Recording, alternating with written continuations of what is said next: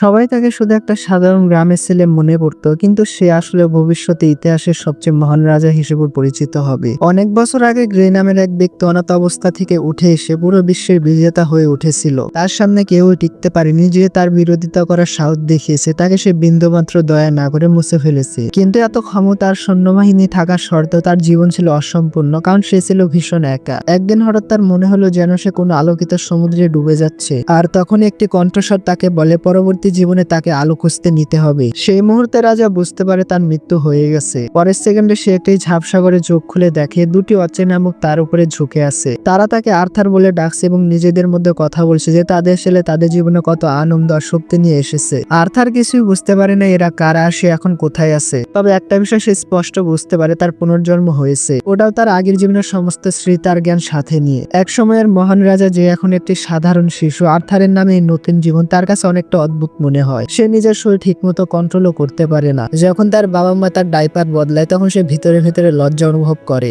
একদিন সে তার বাবাকে জাদু ব্যবহার করে নিজের শরীর শক্তিশালী করতে দেখে, যাতে একাই পুরো ক্ষেত চাষ করতে পারেন। এরপর সে তার মাকে দেখে যে আহত কাউকে জাদুর মাধ্যমে সুস্থ করে তুলতে পারে। আর এখান থেকে আর্থারের মনে কৌতূহল জন্মায়, আর সে বুঝতে পারে এটা তার আগে পৃথিবী না, কারণ এখানে জাদুই বাস্তবতা। শীঘ্রই সে জানতে পারে তার বাবা মা একজন অ্যাডভেঞ্চারার, যিনি প্রায় সময় ওনার বন্ধুদের সঙ্গে দানব শিকারে যান। সে বুঝতে পারে এই পৃথিবীতে প্রত্যেকের কাছে অস্ত্র রাখার স্বাধীনতা আছে, যা একে বিপজ্জনক জায়গায় পরিণত করেছে। এই জন্য আর্থার সিদ্ধান্ত নেয় যত দ্রুত সম্ভব তাকে শক্তিশালী হতে হবে যেন সে টিকে থাকতে পারে। কিন্তু সমস্যা হলো সে এখন একটি ছোট শিশু যে তার মায়ের লড়ি শুনলে ঘুমিয়ে পড়ে। তবুও সে ধীরে ধীরে নিজের হতাশা কন্ট্রোল করতে শিখে এবং এই শান্ত মুহূর্তগুলো উপভোগ করতে শুরু করে, কারণ আগের জীবনে ঘুমের মধ্যেও তার উপরে হামলার ভয় থাকতো। কয়েক মাস কেটে যাওয়ার পর আর্থার এখন হামাগুড়ি দিয়ে চলতে পারে। সে ঘুমানোর ভান করে যেন তার মা তাকে একা রেখে যান। তারপর চুপি চুপি বাড়ির লাইব্রেরিতে ঢুকে পড়ে, যেখানে নতুন পৃথিবীর সম্পর্কে বই পড়তে শুরু করে। সে জানতে পারে যে মহাদেশে তারা বাস করে তার দক্ষিণে একটি মানব রাজ্য এবং উত্তরে এলফদের দেশ রয়েছে।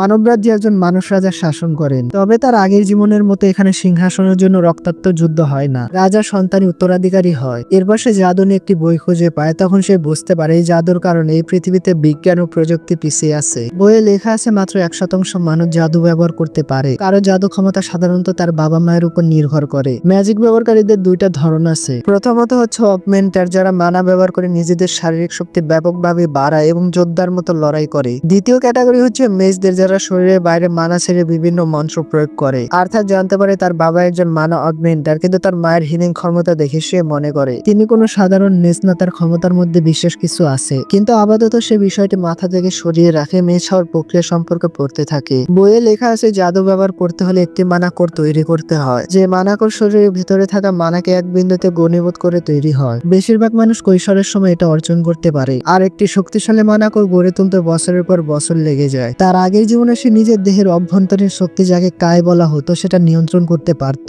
আর কায়কোর তৈরি করে অনেকটা মানাকোর তৈরির মতোই ছিল। আর্থার নিজের শরীরের ভেতরে মানা ফোকাস করা শুরু করে, এই আশায় যে এটাই হবে নতুন দুনিয়া শক্তিশালী হওয়ার প্রথম পদক্ষেপ। কিন্তু যখনই সে মানাকোর ঘটনার কাছাকাছি পৌঁছায় তখনই তার মা তাকে খুঁজে পেয়ে আবার বিছানায় নিয়ে যান। চোখের পলকে 2 বছর কেটে যায়। একদিন যখন তার মা তার সম্পর্কে ডায়েরি লিখছিলেন, আর্থার বাইরে গিয়ে তার বাবার কাছ থেকে তলোয়ার চালানো শিখতে শুরু করে। আর যখনই সে কাঠের লাঠিকে তলোয়ার ভেবে ঘোরাতে থাকে তখনই তার মা বাইরে আসে, আর তার হাজবেন্ডের উপরে রাগ করেন ছেলেটা ঠিকমতো হাঁটতেই শিখেনি আর তিনি তাকে তলোয়ার শেখাচ্ছে। আর্থারের কাছে এটা মনে শখ ছিল না, কারণ সে এখন ভালো করে বুঝে গেছে এই বাড়ির আসল বস তার মা। মাঝে মাঝে তার মা তাকে কাছের শহরে নিয়ে যায়। আর্থার সেখানে গিয়ে দারুণ খুশি হয়, কারণ এতে সে পৃথিবীকে ভালো করে বুঝতে পারে। নানা ধরনের অস্ত্র, অদ্ভুত সব জিনিস, সবকিছু তাকে আকর্ষণ করে। কিন্তু সবচেয়ে বেশি তাকে যেটা টানে ওটা হচ্ছে ম্যাজিক। আর শহরে থাকলে সে সবচেয়ে বেশি ম্যাজিক দেখার সুযোগ পায়। এসবের পাশাপাশি আর্থার তার বাবা মায়ের সঙ্গে শান্তিপূর্ণ জীবন কাটায়। যদিও সে বাচ্চার দেহে আটকে থাকাটা তার অস্বস্তিকর লাগে, তবুও সে ধীরে ধীরে শান্তি জীবনকে ভালোবাসতে শুরু করে। তার বাবা মা তার প্রতিটি চাহিদার খেয়াল রাখেন, আর এটা তাকে তার আগের জীবনের কথা মনে করিয়ে দেয়, যেখানে সে একটা পরিবারের জন্য আকুল ছিল, কিন্তু সেই স্বপ্ন কখনো পূরণ হয়নি। একদিন সে দেখে তার বাবা নিজের শক্তি বাড়াতে ম্যাজিক অনুশীলন করছে। আর্থার আগ্রহ নিয়ে তা পর্যবেক্ষণ করে আর শিখতে চায়, কিন্তু তার বাবা সর্বোচ্চ চেষ্টা করে মাটি থেকে কষ্ট কয়েকটা পাথর কিলতে পারেন। আর্থার তাতে খুব একটা মুগ্ধ হয় না, কারণ তার মতে হাতে পাথর উঠানো এর থেকে অনেক ফাস্ট হতো। তখন তার মা কাছে এসে তাকে বোঝায় এটা তার বাবার সেরা চেষ্টা ছিল না। আর দ্বিতীয় রাউন্ডে তার বাবার পারফরমেন্স অনেক ভালো হয়। নিজের ওয়াইফকে মুগ্ধ করতে আর্থারের বাবা আবার সমস্ত শক্তি হেলে দেন এবং একের পর এক শক্তিশালী আঘাত করে, যার ফলে মাটি পর্যন্ত কেঁপে ওঠে। এবার আর্থার সত্যি শকড হয়ে যায়। তার মা তখন পুরো আত্মবিশ্বাসের সাথে বলেন বড় হয়ে আর্থার এক শক্তিশালী যোদ্ধা হবে। আর্থার সঙ্গে সঙ্গে চেষ্টা করতে চায়, কিন্তু তার মা তাকে ঘুম পাড়াতে নিয়ে যায়। যায়। পথে লাইব্রেরি পাশ দিয়ে যাওয়ার সময় সে বই পড়ার অনুমতি চায়। তার মা প্রথমে না করে দেয়, কিন্তু তার নিষ্পাপ অনুরোধে শেষ পর্যন্ত তার মন গলে যায়। সে তাকে বইয়ের সাথে একা রেখে তার স্বামীর কাছে চলে যায়। আর তার পুরো শরীরের শক্তি একত্র করে মানাকুর তৈরি করার চেষ্টা শুরু করে, যেটা সে গত 2 বছর ধরে গোপনে অনুশীলন করছিল। আর তখন আর তার শরীরের ভেতরে মানাকুর তৈরি হয়ে যায়। পরের মুহূর্তে এক প্রচন্ড বিস্ফোরণ ঘটে, পুরো বাড়ি কেঁপে উঠে। আর্থারের বাবা তার মাকে বাঁচাতে গিয়ে আহত হয়ে যায়। দুইজনই ভয় পেয়ে যান। তারা ভাবেন হয়তো তাদের ছেলে বিপদে পড়েছে, কিন্তু ভিতরে ঢুকে তারা অবাক হয়ে যায়। আর্থার সোনালী আলোয় মোড়ানো অবস্থায় বাতাসে ভাসছে। তখন সে গর্বিত এক হাসি দিয়ে বলে এখন সে অবশেষে ম্যাজিক ব্যবহার করতে পারে। সে মাটিতে নেমে তাদের দিকে আসতেছিল, কিন্তু তখন ছাদের ধ্বংসাবশেষ তার উপর পড়তে শুরু করে।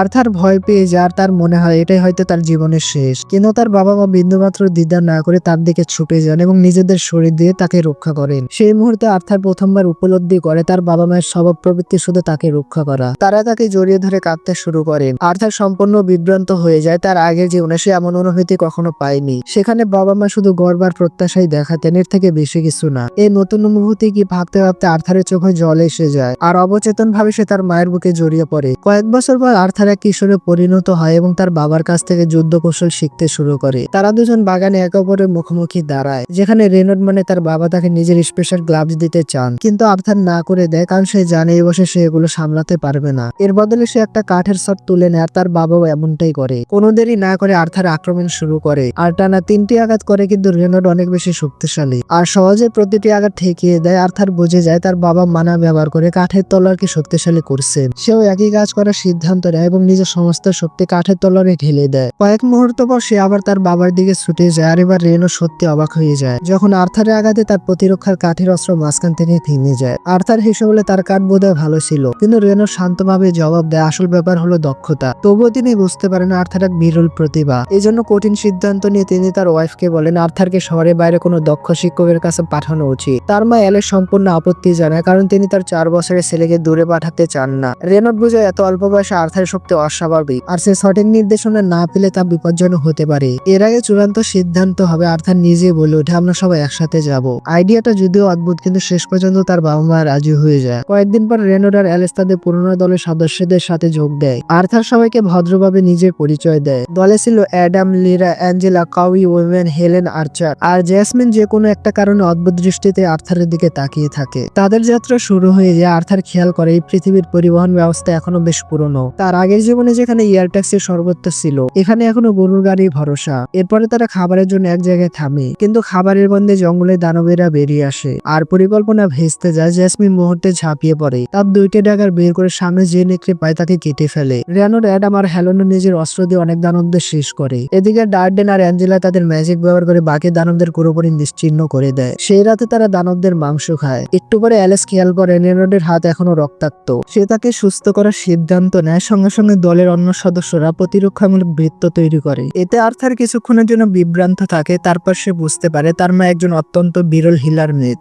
আর এই কারণে তাকে সবসময় অপহরণের ঝুঁকিতে থাকতে হয়। এই কারণে তারা শহর ছেড়ে গ্রামে লুকিয়েছিল। তার হিলিং ম্যাজিক নিখুঁতভাবে কাজ করে। এরপর অ্যাডাম বলে তার একটু অনুশীলন দরকার। সে আর্থারকে ট্রেনিং এর জন্য ডাকে। আর্থার এতে রাজি হয়। অ্যাডাম তার বর্ষায় ধারালো অংশ কাপড় দিয়ে মুড়ে নেয় যেন গুরুতর কোনো আঘাত না লাগে। দুইজনে অস্ত্রমানা দিয়ে চার্জ করে প্রস্তুত হয়, কিন্তু অ্যাডাম স্তব্ধ হয়ে যায় যখন আর্থার প্রথমে ম্যাজিক দিয়ে নিজের গতি বাড়িয়ে লাইটনিং ফাস্ট অ্যাডামের দিকে ধেয়ে যায়। আর হঠাৎ অদৃশ্য হয়ে তার পিছনে উপস্থিত হয়। অ্যাডাম পুরোপুরি হতভম্ব হয়ে যায়। দুর্ভাগ্যবশত তখনই আর্থারের পা একটু পিছলে যায়, আর সেই এক মুহূর্তে অ্যাডাম পাল্টা আঘাতের সুযোগ পায়। দেখতে দেখতে পরিস্থিতি উত্তপ্ত হয়ে ওঠে। আর্থারের ক্ষমতা দেখে সবাই বিস্মিত হয়ে যায়, কিন্তু তার হালকা শরীরের কারণে সে আকাশে ছিটকে যায়। অবস্থা খারাপ হওয়ার আগে অ্যাঞ্জেলা তার উইন্ড ম্যাজিক ব্যবহার করে তাকে বাঁচিয়ে নেয়। আর্থার নিরাপদে মাটিতে নেমে আসে। এদিকে দলের অন্যরা অ্যাডামকে বকাঝকা করে, কারণ সে একটা ছোট ছেলের সাথে বেশি কঠোর হয়েছে। অ্যাডাম নিজেকে সাফাই দিয়ে বলে ছেলেটা দেখতে যেমন তার চেয়ে অনেক বেশি শক্তিশালী, কিন্তু কেউ তার কথা খুব একটা গুরুত্ব দেয় না। অন্যদিকে জেসমিন আর্থারের দক্ষতায় বেশ মুগ্ধ,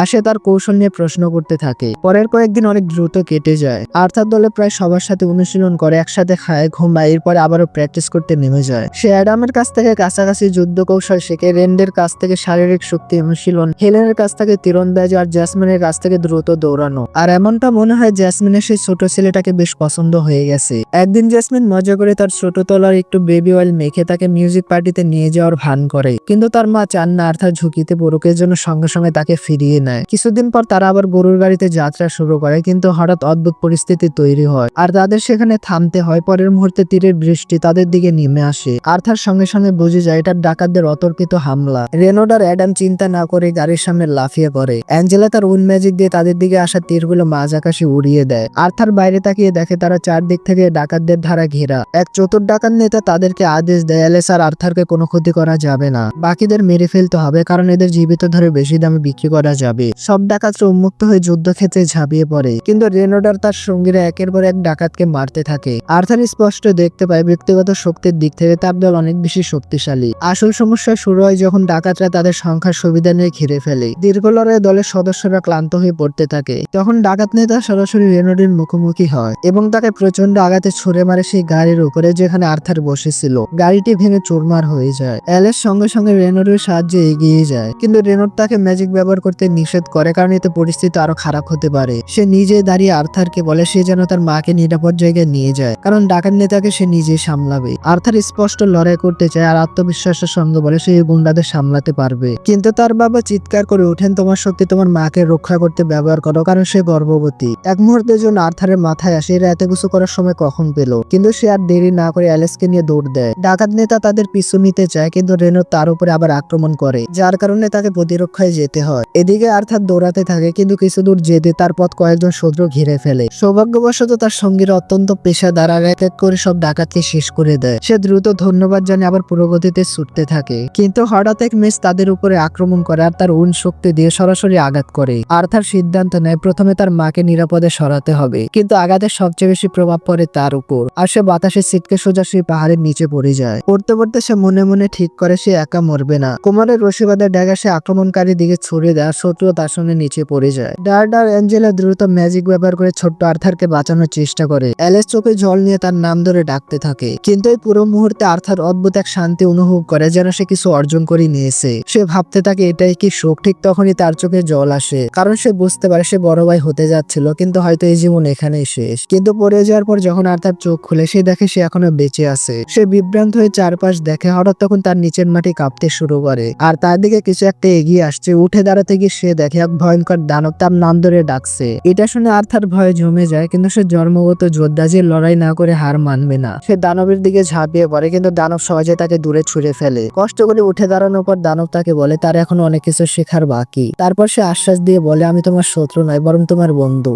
আর্থার কিছুই বুঝতে পারে না এটা আসলে কি হচ্ছে। হঠাৎ দানবটি তার জন্য ফল তুলতে শুরু করে, তখন সে বলে আগে তোমাকে খেতে হবে, তারপর কথা হবে, না হলে আমি তোমার কোনো প্রশ্নের উত্তর দেব না। অন্য কোনো উপায় না দেখে আর্থার দ্রুত খেয়ে নেয়। খাওয়ার পর সে জিজ্ঞেস করে তার বাবা মা কি ঠিক আছেন। দানবটি তাকে এক দৃশ্য দেখায় যেখানে তার বাবা মার তাদের বন্ধুরা ডাকাতদের সঙ্গে লড়াই করেছিল, আর এখন সেই রাস্তায় ডাকাতদের লাশে ভরা ছিল। ডেমন জানায় যে তার আপনজনের সবাই বেঁচে আছে এবং কয়েকদিন আগে আবার যাত্রা শুরু করেছে। এই কথা শুনে আর্থারের চোখে স্বস্তির জল আসে। সে দানবের নাম জানতে চায়, যেন তাকে ঠিকমতো ধন্যবাদ জানাতে পারে। দানবটি নিজের নাম বলে সিলভিয়া। কয়েকদিন কেটে যায়, আর্থার এখনো সিলভিয়ার গুহায় থাকে। ক্ষত পুরোপুরি সেরে ওঠা পর্যন্ত সে ফল খেয়ে দিন কাটায়। সে যত দ্রুত সম্ভব তার বাবা মায়ের কাছে ফিরতে চায়, কিন্তু সিলভিয়া জানায় এটা এত সহজ না, কারণ মাঝখানে এমন এক জঙ্গল আসে যা ভয়ঙ্কর দানব আর ক্রিমিনালস দিয়ে ভরা। তবে সিলভিয়ার কাছে আরেকটি উপায় আছে, যেটা স্পেস টাইমের একটি ছিদ্র তৈরি করে সরাসরি পৌঁছে দেওয়া, কিন্তু এতে অনেক সময় লাগে। আর্থার বিষয়টি বুঝতে পারে। সিলভিয়া যখন স্পেস টাইম পোর্টাল তৈরি করার প্রস্তুতি নিচ্ছে, তখন সে নিজের দক্ষতা অনুশীলন চালিয়ে যায়। ধীরে ধীরে তার কাছে পরিষ্কার হয়ে যায় সিলভিয়া দেখতে যত ভয়ঙ্কর ডেমনের মতো হোক, বাস্তবে সে অত্যন্ত নরম মনের, আর তার চেয়েও বড় কথা সে সত্যি আর্থারের প্রতি আন্তরিকভাবে যত্নশীল। একদিন আর্থার যখন নিজের মানা করে মনোযোগ দিয়ে অনুশীলন করছিল, তখন সিলভিয়া সিদ্ধান্ত নেয় সে তাকে এমন একটি কৌশল শেখাবে যা সাধারণত মানুষ জানেই না। সে উন থেকে সরাসরি মানা শক্তি সংগ্রহ করে আর নিজের হাতে একটি গণশক্তির বল তৈরি করে। এটা দেখে আর্থার সত্যি অবাক হয়ে যায়, কারণ এমন কিছু সে আগে কখনো দেখেনি। সিলভিয়া তখন ব্যাখ্যা করে অধিকাংশ মানুষ মনে করে তারা হয় মানা শোষণ করতে পারে, নয়তো সেটা ব্যবহার করতে পারে। দুইটা একসাথে কখনো সম্ভব না, কিন্তু প্রকৃতিতে এমন অনেকে আছে যারা একই সময় দুইটা কাজ অনায়াসে করতে পারে। সে আর্থারকে এই কৌশল শেখাতে প্রস্তুত হয়, কিন্তু তার আগে সে একটি প্রশ্ন করে, তুমি যদি অনেক শক্তিশালী হয়ে ওঠো তাহলে সেই শক্তি দিয়ে তুমি কি করবে?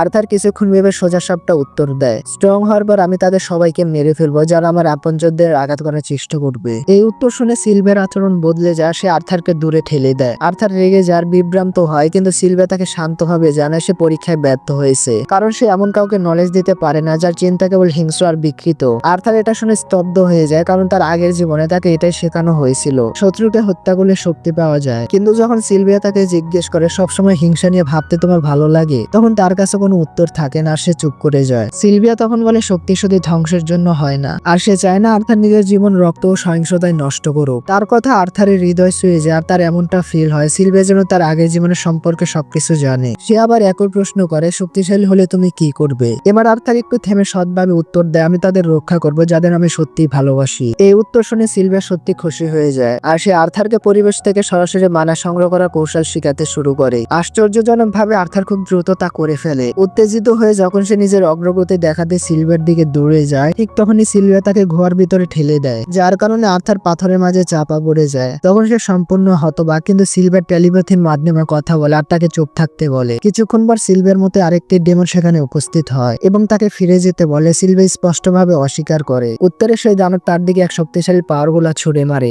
আর্থার ভিতর থেকে আতঙ্কিত হয়ে পড়ে, কিন্তু সিলভিয়া তাকে আশ্বস্ত করে বলে সে ঠিক থাকবে। এরপর সিলভিয়া নিজের আসল শক্তি উন্মুক্ত করে, তার ডেমন সদৃশ শরীর ভেঙে যেতে থাকে এবং সে এক মহিমান্বিত সাদা ড্রাগনে রূপান্তরিত হয়। সে সামনে থাকা ডেমনের উপরে এক আলোক রশ্মি নিক্ষেপ করে, যেটা সে কষ্টে তা ব্লক করতে পারে। ডেমন তাকে সতর্ক করে এত বিপুল শক্তি ব্যবহার করার কারণে তাকে ভয়ঙ্কর মূল্য দিতে হবে, কিন্তু সিলভিয়া শান্তভাবে বলে তার জীবনের জন্য তার কোনো আফসোস নেই। কোনো মতে ডেমন তার অ্যাটাক থামিয়ে দেয় এবং তার অন্ধকার শক্তির একাধিক তরঙ্গ ছড়িয়ে দেয়। আর্থারকে রক্ষা করতে গিয়ে সিলভিয়ার মনোযোগ সামান্য বিচলিত হয়। সুযোগ পেয়ে ডেমন তাকে শক্তিশালী আঘাতে অচেতন করে ফেলে। সিলভিয়া বুঝতে পারে এই যুদ্ধ চলতে থাকলে আর্থারও বিপদে পড়বে, এই জন্য সে তাকে বাঁচাতে নিজের জীবন উৎসর্গ করার সিদ্ধান্ত নেয়। সে তার শেষ পাওয়ার দিয়ে সময়কে সাময়িকভাবে থামিয়ে দেয় আর আর্থারকে বাইরে ডেকে বলে এখন তোমাকে বাড়ি ফিরতে হবে। সে স্পেস টাইমে একটি পোর্টাল খুলে দেয় আর জানায় যে এই পথ সরাসরি তার পরিবারের কাছে নিয়ে যাবে না, কিন্তু এখন সে এতটাই শক্তিশালী হয়েছে যে নিজে টিকে থেকে তাদের খুঁজে নিতে পারবে। আর্থার বুঝে যায় সিলভিয়া তার জন্য আত্মত্যাগ করছে আর তার হৃদয় একেবারে ভেঙে যায়। সিলভিয়া তাকে প্রতিশ্রুতি দিতে বলে সে যেন নিজের শক্তি সবসময় প্রিয়জনদের রক্ষার জন্য ব্যবহার করবে। বিদায় উপহার হিসেবে সে তাকে একটি ক্রিস্টাল আর একটি পালক দেয় আর বলে এগুলো ভালো করে খেয়াল রেখো। তারপর সে আর্থারকে আলতো করে চুমু খায়, সঙ্গে সঙ্গে আর্থারের দুই বাহুতে সোনালী ট্যাটু ফুটে ওঠে। সিলভিয়া জানে সঠিক সময় এলে সে নিজে এর অর্থ বুঝে যাবে, কিন্তু এখনকার জন্য এটাই শুধু বিদায়। সে আরো স্বীকার করে পোর্টাল বানাতে এত সময় লাগেনি, সে ইচ্ছা করে দেরি করেছিল কারণ আর্থারের সাথে কাটানো মুহূর্তগুলো তার সত্যি খুব ভালো লেগেছিল।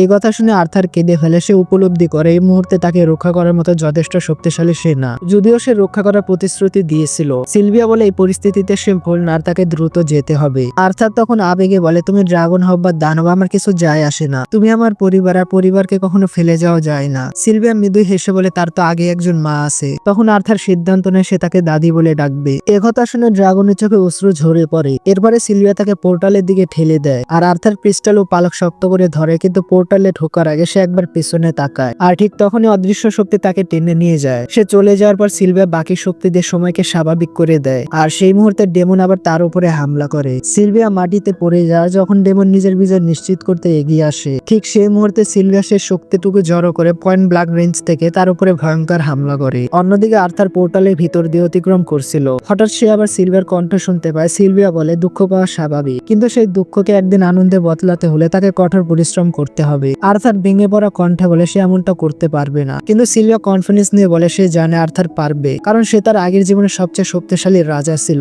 এই কথা শুনে আর্থার পুরোপুরি স্তব্ধ হয়ে যায়, কারণ সিলভিয়া তার আগের জীবনের কথা কিভাবে জানে। সে জানতে চায় এই দুনিয়া তাকে কি সিলভিয়া নিয়ে এসেছে, কিন্তু প্রশ্ন করার আগে সে পোর্টাল থেকে বাইরে এসে পড়ে। সিলভিয়ার জন্য কিছুক্ষণ কাঁদার পর আর্থার নিজেকে সামলে নেয় আর সে ক্রিস্টালটি নিজের থলেতে রেখে দেয় আর এখান থেকে তার জীবনের নতুন অধ্যায় শুরু হয়। চারদিকে তাকিয়ে সে বুঝতে পারে সে এক বিপজ্জনক ঘন জঙ্গলের মাঝে এসে পড়েছে আর তখনই সে দূর থেকে এক মেয়ের চিৎকার শুনতে পায়। এক মুহূর্ত দেরি না করে সে গাছের ডাল টপকে তার দিকে ছুটে যায়। কিছু দূর এগিয়ে সে দেখে কয়েকজন ডাকাত যারা এক বেটে এলফ নিয়ে কিডন্যাপ করেছে। তারা আলোচনা করছে তাকে 3টি দ্বীপের একটিতে বিক্রি করে প্রচুর টাকা রোজগার করবে। এই দৃশ্য দেখে আর্থারের মনে পড়ে যায় কিভাবে একসময় তার নিজের দল ডাকাতদের আক্রমণের শিকার হয়েছিল আর স্পষ্ট বোঝা যায় এরা ওই মেয়েটির সাথে ভয়ঙ্কর কিছু করতে চলেছে। মেয়েটির অসহায় অবস্থা দেখে আর্থারের ভেতর রাগ জেগে ওঠে, কিন্তু সিলভিয়াকে দেওয়া প্রতিশ্রুতি মনে করে সে নিজের ক্রোধকে নিয়ন্ত্রণে আনে আর সে সিদ্ধান্ত নেয় সরাসরি আক্রমণ না করে ডাকাতদের অনুসরণ করবে, কারণ তার ধারণা এরা তাকে নিশ্চয়ই কোনো মানব বসতিতে নিয়ে যাবে। সন্ধ্যা হওয়ার পর ডাকাতরা যখন একটু বিশ্রাম নেয় তারা মেয়েটিকে বিক্রি করার আগে তার সঙ্গে অশালীন আচরণের কথা বলতে শুরু করে আর এবার আর্থারের ধৈর্য ভেঙে যায়। সে আক্রমণের প্রস্তুতি নেয়। তখনই তার নজরে আসে ডাকাতরা জাদুকরী রঙের মাধ্যমে কিছু বন্য দানবকে নিয়ন্ত্রণ করছে।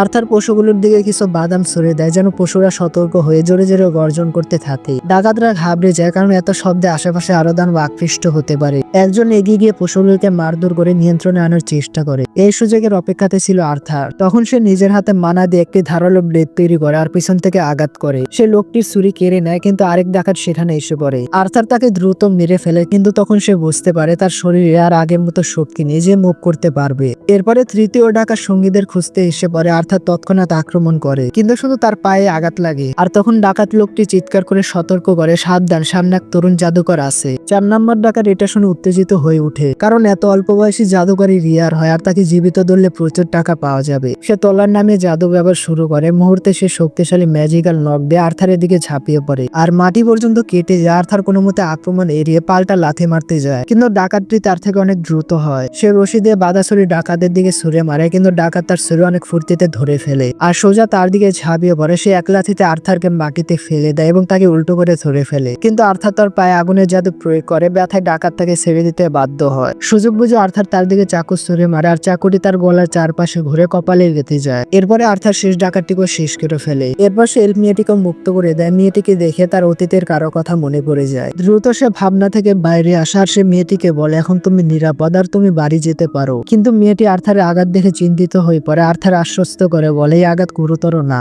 এরপরে সে মৃতদেহগুলো ঢেকে দেয় যেন মেয়েটি ভয় না পায়। মেয়েটি জানতে চাইলে সে বলে, ওরা সবাই দুর্ঘটনায় মারা গেছে, আর এখন তারা কখনো বিরক্ত করবে না। আর্থার গাড়িতে কিছু জিনিস পায়। এরপরে সে মেয়েটিকে বাড়ি ফিরে যেতে বলে, কিন্তু ভয়ে মেয়েটি তার হাত ধরে অনুরোধ করে যেন সে তাকে সঙ্গে নিয়ে যায়। আর্থারে তার উপরে দয়া হয় আর রাজি হয়ে যায়। তারপর তার নজর পড়ে বন্দি করা দানবগুলোর দিকে, আর সে সিদ্ধান্ত নেয় তাদের কষ্ট থেকে মুক্ত করবে। অন্যদিকে এলফ মেয়েটিও সিংহলা নেকড়েগুলোকে মুক্ত করতে চায়। তার বিশ্বাস সব জীবের সম্মান আছে, ওদের বন্দি করে রাখা ঠিক না। আর্থার প্রথমে বাধা দেয়, কিন্তু মেয়েটির পুরো বিশ্বাস আছে দানবগুলো তাদের উপরে হামলা করবে না, আর সত্যি নেকড়েগুলো মুক্ত হয়ে শান্তভাবে চলে যায়। এটা দেখে আর্থার অবাক হয়ে যায়। এতে বোঝা যায় প্রকৃতির সঙ্গে মেয়েটির গভীর সম্পর্ক।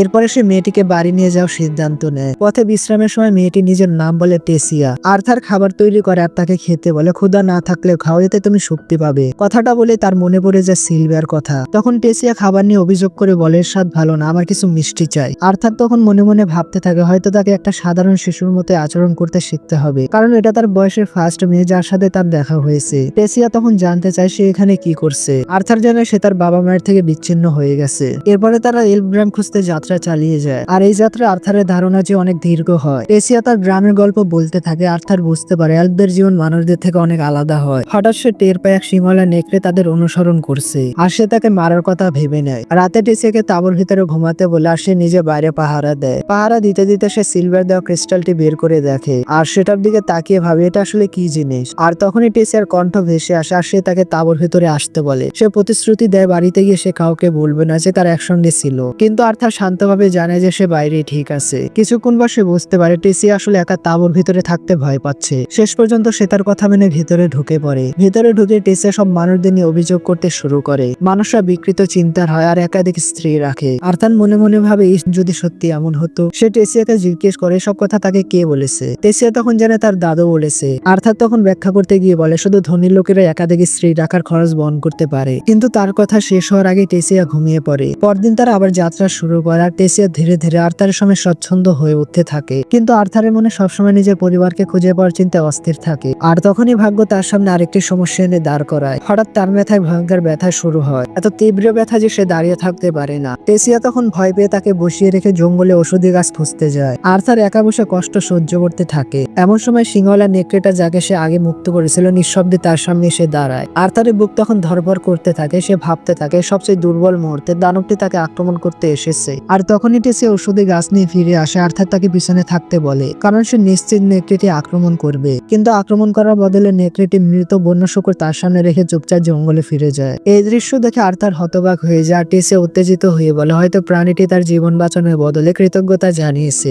শুকরের মাংস হওয়ার পর আর্থার কিছুটা সুস্থ বোধ করে। তখন টেসিয়া তাকে জানায়, বিশেষ কোনো ঔষধি গাছ তো আমি পাইনি, তবে কিছু মাশরুম পেয়েছি, আর এগুলো তার গ্রামের মহিলারা সবসময় খায়। আর্থার না ভেবে সেগুলো খেয়ে ফেলে এবং কয়েকদিন ধরে তার ভয়ানক ডায়রিয়া হয়ে যায়। এরপর তারা আবার তাঁবুতে ঘুমাতে চলে যায়। আর টেসিয়া তার দাদুর কাছ থেকে শোনা হিউম্যান রাজ্যের গল্প শোনাতে থাকে। সে জানে সেও একদিন নিজের চোখে অন্য রাজ্যগুলো দেখতে চায়, কিন্তু শুনেছে বাইরে অনেক খারাপ মানুষ থাকে, এই জন্য সে যেতে পারে না। উপরন্ত বাইরের কাউকে তাদের গ্রামে ঢুকতেও দেয়া হয় না। ক্লান্তি আর ঘুমের টানে আর্থার তার অর্ধেক কথা না শুনে ঘুমিয়ে পড়ে। পরদিন আর্থারের মাথা ব্যথা আবার ফিরে আসে, কিন্তু এবার সে সহ্য করতে পারে। টেসিয়া বলে তারা তো এখন বন্ধু, কিন্তু আর্থার কি উত্তর দিবে বুঝতে পারে না। তার জীবনে কখনো প্রকৃত বন্ধু ছিল না, এই জন্য দুজনের মাঝে অস্বস্তিকর নীরবতা নেমে আসে। আর্থারের মনে পড়ে তার আগের জীবনের সবচেয়ে কাছের বন্ধুর কথা, আর সেই মুহূর্ত যখন সে নিজে তাকে হত্যা করেছিল। হঠাৎ টেসি আনন্দে চিৎকার করে ওঠে, সে গ্রামের গেট দেখতে পেয়েছে। সে আর্থারের হাত ধরে টেনে নিয়ে যায়, কিন্তু যখনই তারা গ্রামে পা রাখে সতর্কবার্তার কারণে গার্ডরা ছুটে আসে। আর্থার কিছু বুঝে ওঠার আগে তারা তাকে ধরে ফেলে। সে টেসিয়ার চোখের শীতলতা দেখে আতঙ্কিত হয়ে পড়ে। টেসিয়া চুপ থাকার কারণে তার সন্দেহ জাগে, হয়তো সে খুব তাড়াতাড়ি তার উপরে বিশ্বাস করে ফেলেছিল।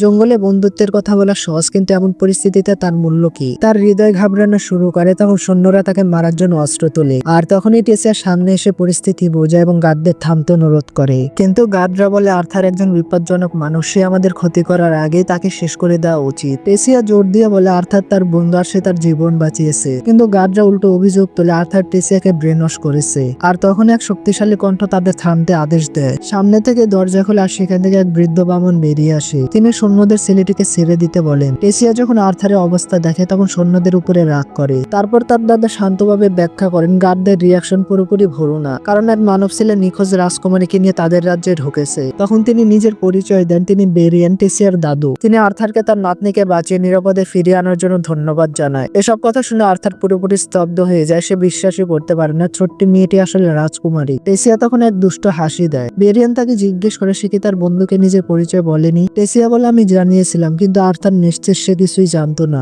এমন সময় টেসিয়ার বাবা মা সেখানে এসে পৌঁছায়, আর টেসিয়া দৌড়ে তাদের বুকে ঝাঁপিয়ে পড়ে। তার বাবা আর্থারকে দেখে একেবারে বর্ণবাদী এলফের মতো সৈন্যদের তাকে হত্যা করার নির্দেশ দেন। কিন্তু বেরিয়ান মাঝখানে এসে বোঝে আর্থার মানুষ হলে সেই রাজকুমারীকে বাঁচিয়েছে এবং তাকে নিরাপদে বাড়ি পৌঁছে দিয়েছে। টেসিয়াও জোর দিয়ে আর্থারের পক্ষে কথা বলে। শেষ পর্যন্ত তার বাবা বাধ্য হয়ে তাকে প্রাসাদে আসার অনুমতি দেন। বেরিয়ান তখন জানে পরে তিনি আর্থারের সঙ্গে একান্তে কথা বলতে চান। আর্থার বৃদ্ধ লোকটির মধ্যে এক অদ্ভুত রহস্যময় শক্তির উপস্থিতি অনুভব করে। এতটুকু কথা শেষ হতে টেসিয়া আর্থারের হাত ধরে শহরের গলির ভেতরে দৌড়াতে শুরু করে। আর্থার এসব কিছু দেখে কিছুটা আশ্চর্য হয়ে যায়। চারপাশের বামনরা মানুষদের সঙ্গে দীর্ঘ যুদ্ধের ইতিহাসের কারণে তাকে ঘৃণা আর রাগের চোখে তাকিয়ে থাকে। আর্থারে তাতে খুব একটা যায় আসে না, কিন্তু যখন সে প্রথম সাহায্য চেয়েছিল তখন টেসিয়ার মুখে যে শীতল এক্সপ্রেশন দেখেছিল সেই জিনিসটা তাকে ভিতর থেকে কুড়ে কুড়ে খাচ্ছিল। উপরন্ত বুকের ব্যথাটা বাড়ছিল, এই জন্য সে মনে মনে ঠিক করে এখন থেকে তাকে আরো সতর্ক থাকতে হবে। কিছুক্ষণ পর তারা প্রাসাদে পৌঁছায়। টেসিয়া দাসীদের আদেশ দেয় যেন আর্থারের সম্ভাব্য সব রকমের সেবা করা হয়। তার থাকার ব্যবস্থাও করতে শুরু করে, কিন্তু আর্থারের মনে হয় সবার আগে তার নিজের বাবা মায়ের সঙ্গে যোগাযোগ করা দরকার। তাকে কথা বলার অনুমতি দেওয়া হয়, কিন্তু টেসিয়া তাকে টেবিলে বসতে বলে। চা নাস্তা আনা হয় আলাপ শুরু হওয়ার আগে। আর্থার মনে মনে ভাবে একজন মানুষের সঙ্গে এমন রাজকীয় আচরণ কি ঠিক? এরপর টেসিয়ার বাবা এলডুইন আর তার মা মেরিয়ান নিজেদের পরিচয় দেন। আর্থারও ভদ্রভাবে নিজের পরিচয় দেয় এবং সম্মান জানায়। তার সরলতা ও ভদ্র আচরণে তারা মুগ্ধ, যদিও সে একজন সাধারণ পরিবার থেকে এসেছে। এরপর আর্থার পুরো ঘটনা বলতে শুরু করে, কিভাবে সে টেসিয়াকে দাস ব্যবসায়ীদের হাত থেকে বাঁচিয়েছিল। এটা শুনে পুরো পরিবার ক্ষোভে ফেটে পড়ে। তারা এই জন্য মানুষের জাতিকে দোষারোপ করতে থাকে। কিন্তু তখন আর্থার শান্ত গলায় বলে পেশাকে দোষ দিন, পুরো জাতিকে না। বেরিয়ান তাকে জিজ্ঞেস করে সে কিভাবে দাস ব্যবসায়ীদের হাত থেকে টেসিয়াকে বাঁচিয়েছে। আর্থার তখন জানায় সে একজন মেজ। রাজা প্রথমে বিশ্বাস করতে পারেন না, একজন ছোট ছেলে দাস ব্যবসায়ীদের হারিয়েছে। সৈন্যরা তো আরো বেশি সন্দেহ প্রকাশ করে। তারা আবারও অভিযোগ তোলে সে নাকি টেসিয়াকে প্রভাবিত করেছে। কিন্তু বেরিয়ান তাদের চূড়ান্ত সিদ্ধান্ত না হওয়া পর্যন্ত চুপ থাকতে বলে। টেসিয়াও এগিয়ে এসে আর্থারের পক্ষ নিয়ে কথা বলে আর দাস ব্যবসায়ীদের নানা অপকর্মের কথা পুনরাবৃত্তি করে। তার মা তাকে জড়িয়ে ধরে শান্ত করে। অবশেষে তার বাবা জানে তার আর্থারের গল্পে বিশ্বাস করেছে। এরপর আর্থার অনুরোধ করে টেসিয়ার জীবন বাঁচানোর বিনিময়ে তাকে যেন নিজের পরিবারের কাছে ফিরিয়ে দেওয়া হয়, কিন্তু এলডুইন তা অযৌক্তিক দাবি বলে প্রত্যাখ্যান করে। তিনি বলেন সে মানুষের জন্য বিশেষ সাহায্য করতে চায় না। তখন আর্থার জবাব দেয় এভাবে করলে আপনিও তাদের মধ্যে সংকীর্ণ হয়ে যাবেন। এই কথা শুনে এলডুইন কিছুটা নড়ে চড়ে বসে, তবুও সরাসরি সাহায্য করতে না করে দেয়। আর তখন টেসিয়া আবেগে প্রায় কাঁদতে শুরু করে। তার জেদের কাছে শেষ পর্যন্ত এলডুইন নরম হয়ে যায়। আর তিনি যারা সাধারণত মানব রাজ্যে যাওয়ার গেট প্রতি 7 বছরে একবার খোলে, কিন্তু তারা আর্থারকে এতদিন এখানে আটকে রাখতে চায় না। এই জন্য কিছু সৈন্য দিয়ে তাকে নিরাপদে বাড়ি পৌঁছে দেওয়ার ব্যবস্থা করবে। এ খবর শুনে আর্থার খুশি হয়, কিন্তু ঠিক তখনই তার বুকের ব্যথা তীব্র হয়ে ওঠে। কোনোভাবে দিনটা কাটিয়ে রাতে সে তাজা বাতাস নিতে নিজের কক্ষের বারান্দায় যায়। পাশের বাড়ি টেসিয়াকে তার বাবা মায়ের সঙ্গে হাসিখুশি খেলতে দেখে, আর এটা দেখে তার নিজের পরিবারের কথা মনে পড়ে যায়। সে ভাবতে থাকে তার বাবা মা কি ভালো আছে। সে বিশ্বাস করে তারা ডাকাতদের আক্রমণ থেকে বাঁচার মতো যথেষ্ট শক্তিশালী। সে তাদেরকে মনে মনে ভাবতে থাকে তারা কি তাকে ফিরে পেলে ঠিক টেসিয়ার বাবা মায়ের মতোই আনন্দিত হবে। এই ভাবনায় তার মন ভারী হয়ে যায়। টেসি এটা বুঝতে পারে। সে দৌড়ে এসে তার পাশে দাঁড়ায় এবং তার পরিবারের পক্ষ থেকে খারাপ আচরণের জন্য ক্ষমা চায়। আর্থার হালকা হাসি দিয়ে বলে সবকিছু ঠিক আছে, আর হালকা মজা করে বলে আমি তো বাড়ি ফিরে গিয়ে বেশ আদর পাবো। এতে আর্থারের উদ্বেগ আরো বেড়ে যায়। সে নিশ্চিত হতে চায়। সে জিজ্ঞেস করে সবকিছুর পরেও কি তার বাবা মা তাকে দেখে খুশি হবে। টেসিয়া তখন তার মুখ 2 হাতে ধরে বলে অবশ্যই হবে, কারণ তারা তোমাকে খুব মিস করছে। সে আরো বলে আমিও তোমাকে মিস করবো, কারণ সে খুব তাড়াতাড়ি চলে যাবে। এই কথায় আর্থার কিছুক্ষণ নিঃশব্দ হয়ে যায়। আর তখন বাতাসে ফুলে পাপড়ির মতো ঝলমলে আলোর রেখা ভেসে ওঠে আর দুইজনই এই সৌন্দর্য দেখে মুগ্ধ হয়ে যায়। কিন্তু হঠাৎ আর্থারের মনে পড়ে এর আগে সে টেসিয়ার মুখে এমন এক অদ্ভুত এক্সপ্রেশন দেখছিল, আর সে ভাবতে পারে সেটা কি তার ভুল ধারণা ছিল। সে নিজেকে বর্তমান মুহূর্তে ফেরানোর চেষ্টা করে, কিন্তু তখন সে টেসিয়ার দিক থেকে হামলার আভাস পায়। সঙ্গে সঙ্গে সে সামনে ঝাঁপিয়ে হামলা থামিয়ে দেয়। তাকিয়ে দেখে সে হচ্ছে বেরিয়ান, যে দাঁড়িয়ে আছে। রাগে আর্থার বলে ওঠে, আপনি কি নিজের নাতনিকে মারতে চান? বেরিয়ান শান্ত গলায় জিজ্ঞেস করে, ফুলের পাপড়ি দিয়ে কি সত্যি কাউকে মারা যায়? আর তার হাত খুলে দেখে তার মুঠোয় জলমলে পাপড়ি। সে বুঝতে পারে এটা আসলে পরীক্ষা ছিল। বেরিয়ান তার দ্রুত পরীক্ষার প্রতিরক্ষার প্রশংসা করে। এখন তিনি নিশ্চিত যে আর্থার সত্যি দাস ব্যবসায়ীদের সঙ্গে লড়াই করেছিল। কিন্তু টেসিয়া রাগ করে, কারণ তার মনে হয় দাদু তার বন্ধুকে কষ্ট দিচ্ছে। বেরিয়ান তাকে বোঝায় তার কোনো খারাপ উদ্দেশ্য ছিল না, শুধু আর্থার তাকে আগ্রহী করেছে। সে একটি ছোট লাঠির তরবারি বের করে আর্থারকে দেয় তার দক্ষতা পরীক্ষা করার জন্য। তারপর টেসিয়াকে দূরে রেখে এগিয়ে যায়। বেরিয়ান ইশারা করতে আর্থার এক মুহূর্ত দেরি না করে তার উপরে আক্রমণ করে। সে বুঝতে পারে বৃদ্ধ হলে বেরিয়ান ভীষণ দ্রুত। যতই সে নিজের ম্যাজিক দিয়ে গতি বাড়িয়ে নিক, বেরিয়ানকে কেউ আঘাত করতে পারে না। হঠাৎ বেরিয়ান তার আক্রমণ ঠেকিয়ে এক ঝটকায় তার তরবারি ভেঙে ফেলে। তরবারির এক টুকরো ঘুরতে ঘুরতে সরাসরি টেসিয়ার দিকে ছুটে যায়। এক মুহূর্ত দেরি না করে আর্থার তরবারি হাতল ছুড়ে মেরে তার দিক পরিবর্তন করে দেয়। বেরিয়ান সত্যি হতবাক হয়ে যায় তার দক্ষতা দেখে, আর এটা সুযোগ বুঝে আর্থার সিদ্ধান্ত নেয় এবার সে বডি ব্লাস্ট দিয়ে লড়াই শেষ করবে। কিন্তু বেরিয়ান সাধারণ কেউ না, ফায়ার ইনস্ট্যান্ট দিয়ে সে আক্রমণ ঠেকিয়ে দেয়। আর্থার হার মানার ছেলে না, সে আবার আক্রমণ করে, আর এবার বেরিয়ানের কপালে হালকা আঘাত লাগে। এতে বেরিয়ান আরো মুগ্ধ হয়ে যায় একটি ছেলে তাকে আঘাত করতে পেরেছে, আর তিনি হেসে বলেন দ্বিতীয় রাউন্ডের জন্য প্রস্তুত থাকো। আর তখনই টিসিয়া পিছন থেকে ছুটে এসে বেরিয়ানের উপরে ঝাঁপিয়ে পড়ে। সে চিৎকার করে বলে, আমার বন্ধুকে আর বিরক্ত করবেন না। বেরিয়ান শান্তভাবে বলে তিনি কাউকে হুমকি দিচ্ছিল না, বরং আর্থার যদি নিজেকে নিয়ন্ত্রণ করতো তবে উল্টো তিনি বিপদে পড়তেন। আর্থারের মনে হয় বৃদ্ধ নিজে হয়তো কথাটা পুরোপুরি বিশ্বাস করতে পারছে না, তবুও সে হালকা হেসে বলে, আমাকে এত বেশি মূল্যায়ন করার জন্য আপনাকে ধন্যবাদ। বেরিয়ান গম্ভীর ভাবে বলে, আমি তোমাকে বেশি মূল্যায়ন করছি না, আর যদি তুমি সত্যি কৃতজ্ঞ হও তাহলে তুমি আমার শিষ্য হয়ে যাও। এই প্রস্তাবে আর্থার স্তব্ধ হয়ে যায়। সে জানে সে এখানে থাকতে পারবে না, কারণ তার বাবা মা চিন্তায় আছেন। বেরিয়ান বলে তাদের জানিয়ে দেওয়ার একটা উপায় আছে যে সে নিরাপদ। কিন্তু আর্থার কিছু জিজ্ঞেস করার আগে তার বুকে পুরনো সেই তীব্র ব্যথা শুরু হয়ে যায়, আর সে হাঁটু গেড়ে বসে পড়ে। বেরিয়ান আগে ওইটা দেখেছিল। এবার তার সন্দেহ নিশ্চিত হয় যে আর্থারের ভিতরে অস্বাভাবিক শক্তির বীজ জেগে উঠেছে। বেরিয়ান বলে যদি আর্থার তার শিষ্য হওয়ার প্রস্তাব না মানে তাহলে হয়তো সে তার মা বাবার সঙ্গে দেখা করার আগে নিজে প্রাণ হারাতে পারে। সেই রাতে যখন আর্থার ঘুমাচ্ছিল তখন আবার সেই অসহনীয় ব্যথা শুরু হয়। সে ব্যথা চেপে রাখার চেষ্টা করে, কিন্তু যন্ত্রণা যেন তার শরীর চিরে বাইরে বেরিয়ে আসতে থাকে। চোখ খুলতে সে দেখে একটি কালো ছায়ামূর্তি তার উপর ঝুঁকে আছে। স্বাভাবিকভাবে সেই মনস্টার থেকে ভয় পেয়ে যায়, কিন্তু ভেতরে ভেতরে তার মন যেন একজন চিকিৎসকের মতো বিশ্লেষণ করতে থাকে। তখন সে ভাবে দানবটি তার উদ্বেগ বা অতিরিক্ত দায়িত্ববোধের প্রতীক। ছায়াটা যখনই তার কাছে আসে চিৎকার করে ওঠে, আর তখনই টেসিয়ার কণ্ঠ শোনা যায়। সে তাকে জাগানোর চেষ্টা করছে, আর তার ঘুম ভেঙে দেখে টেসিয়া তার উপর বসে উচ্ছ্বাসে গুড মর্নিং বলছে। সকালে তার এই বিরক্তিকর উচ্ছ্বাস ভালো লাগে না। সে বলে, আমাকে একটু একা থাকতে দাও। এটার কারণ যে সে দুঃস্বপ্ন দেখেছে। সে আবার ঘুমানোর চেষ্টা করে, কিন্তু টেসিয়া ভেবে বসে আর্থার তাকে দানব বলেছে।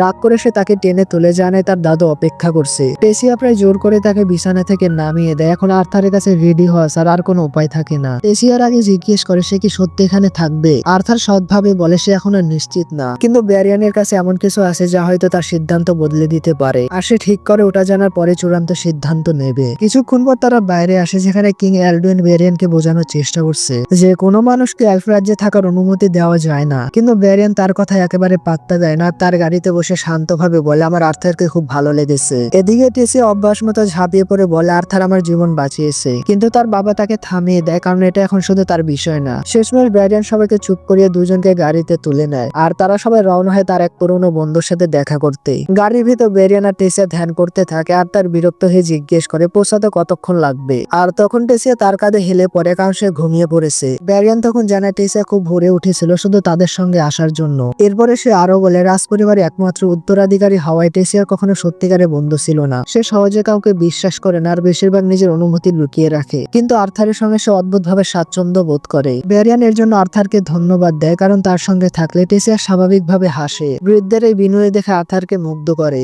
আর তার মনে হয় মানুষটিকে সে বিশ্বাস করতে পারে। অবশেষে গাড়ির সমাজ থেকে বিচ্ছিন্ন এক বাড়ির সামনে থামে। আর্থার কৌতূহলে হয়ে ওঠে কে সেই ব্যক্তি যিনি এলফ রাজ্যের বাইরে থেকে বেরিয়ানের মতো কাউকে নিজের বাড়িতে ডাকতে পারেন। বেরিয়ান দরজায় লাথি মেরে চিৎকার করে তার বন্ধুকে বাইরে আসার জন্য বলে। মুহূর্তে দরজা খুলে এক মহিলা বাইরে এসে তাকে চুপ থাকতে বলে। বেরিয়ান পরিচয় করিয়ে দেয় সে রিনিয়া, আমার পুরনো বন্ধু, আর সে এক শক্তিশালী মেয়ে যে বিশেষ ক্ষমতার অধিকারী। সে বলে রিনিয়া তার পাওয়ার দিয়ে আর্থারকে সাহায্য করতে পারে। তখন রিনিয়া সবাইকে ভেতরে ডাকে যেন সে দ্রুত কাজ শুরু করতে পারে। তার বাড়িতে বই দিয়ে ভরা। তখন আর্থার ভাবে এত বই দিয়ে কিভাবে তাকে সাহায্য করবে। বেরিয়ান জানে রিনিয়া রেনিয়ার এমন ক্ষমতা আছে যার মাধ্যমে আর্থার তার বাবা মায়ের সঙ্গে যোগাযোগ করতে পারে। আর রেনিয়া হেসে বলে, ব্যারিয়ান তুমি ছেলেটির প্রতি অতিরিক্ত নরম হচ্ছ।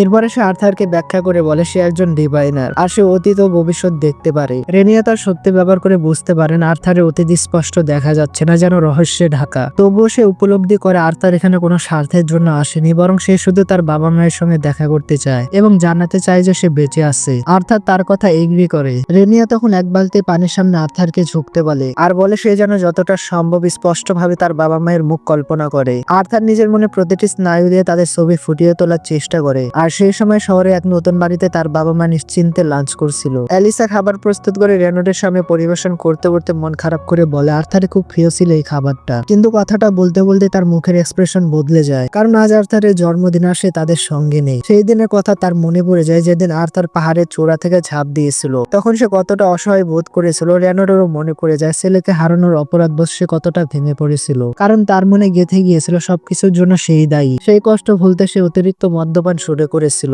তবে ভালো দিক ছিল কঠিন সময় তাদের বন্ধুরা তাদের পাশে দাঁড়িয়েছিল। ধীরে ধীরে পরিস্থিতি সামলে নেয়। শহরে ফিরে এসে রেনোড আবার সৈনিকের মতো কাজ শুরু করে, কঠোর পরিশ্রম করে একটা বাড়িও কিনে ফেলে। আর্থারের স্মৃতি এখনো তাদের হৃদয়ে রয়ে গেছে, কিন্তু অ্যালেস আর রেনো স্বাভাবিক জীবনে ফেরার চেষ্টা করছিল। তবুও মাঝে মধ্যে ছেলের কথা মনে পড়লে তারা আবেগে ভেসে যেত। হঠাৎই তারা আর্থারের কণ্ঠস্বর শুনতে পায়। দুজনে চমকে উঠে দাঁড়ায়। আর্থার পরিষ্কারভাবে জানে এটা কোনো ম্যাজিক্যাল মাশরুমের প্রভাব না, সে সত্যি তাদের সঙ্গে কথা বলছে। আর সে তাদেরকে জানা আমি বেঁচে আছি এবং বর্তমানে আমি এলফদের রাজ্যে রয়েছি। যোগাযোগের জন্য সে একটি বিশেষ জাদুকরী স্পেল ব্যবহার করছে। সে আরো বলে সে বাড়ি ফিরতে চায়, কিন্তু এখন ফিরে আসা সম্ভব না, কারণ তার শরীরে কিছু সমস্যা হয়েছে যার চিকিৎসা জরুরি। আর চিকিৎসা শেষ হতে সে বাড়ি ফিরে আসবে। ছেলেকে জীবিত জেনে তার বাবা মায়ের চোখে অশ্রু গড়িয়ে পড়ে। সেটা আনন্দের অশ্রু যার ভিতরে লুকিয়ে আছে গভীর কষ্ট।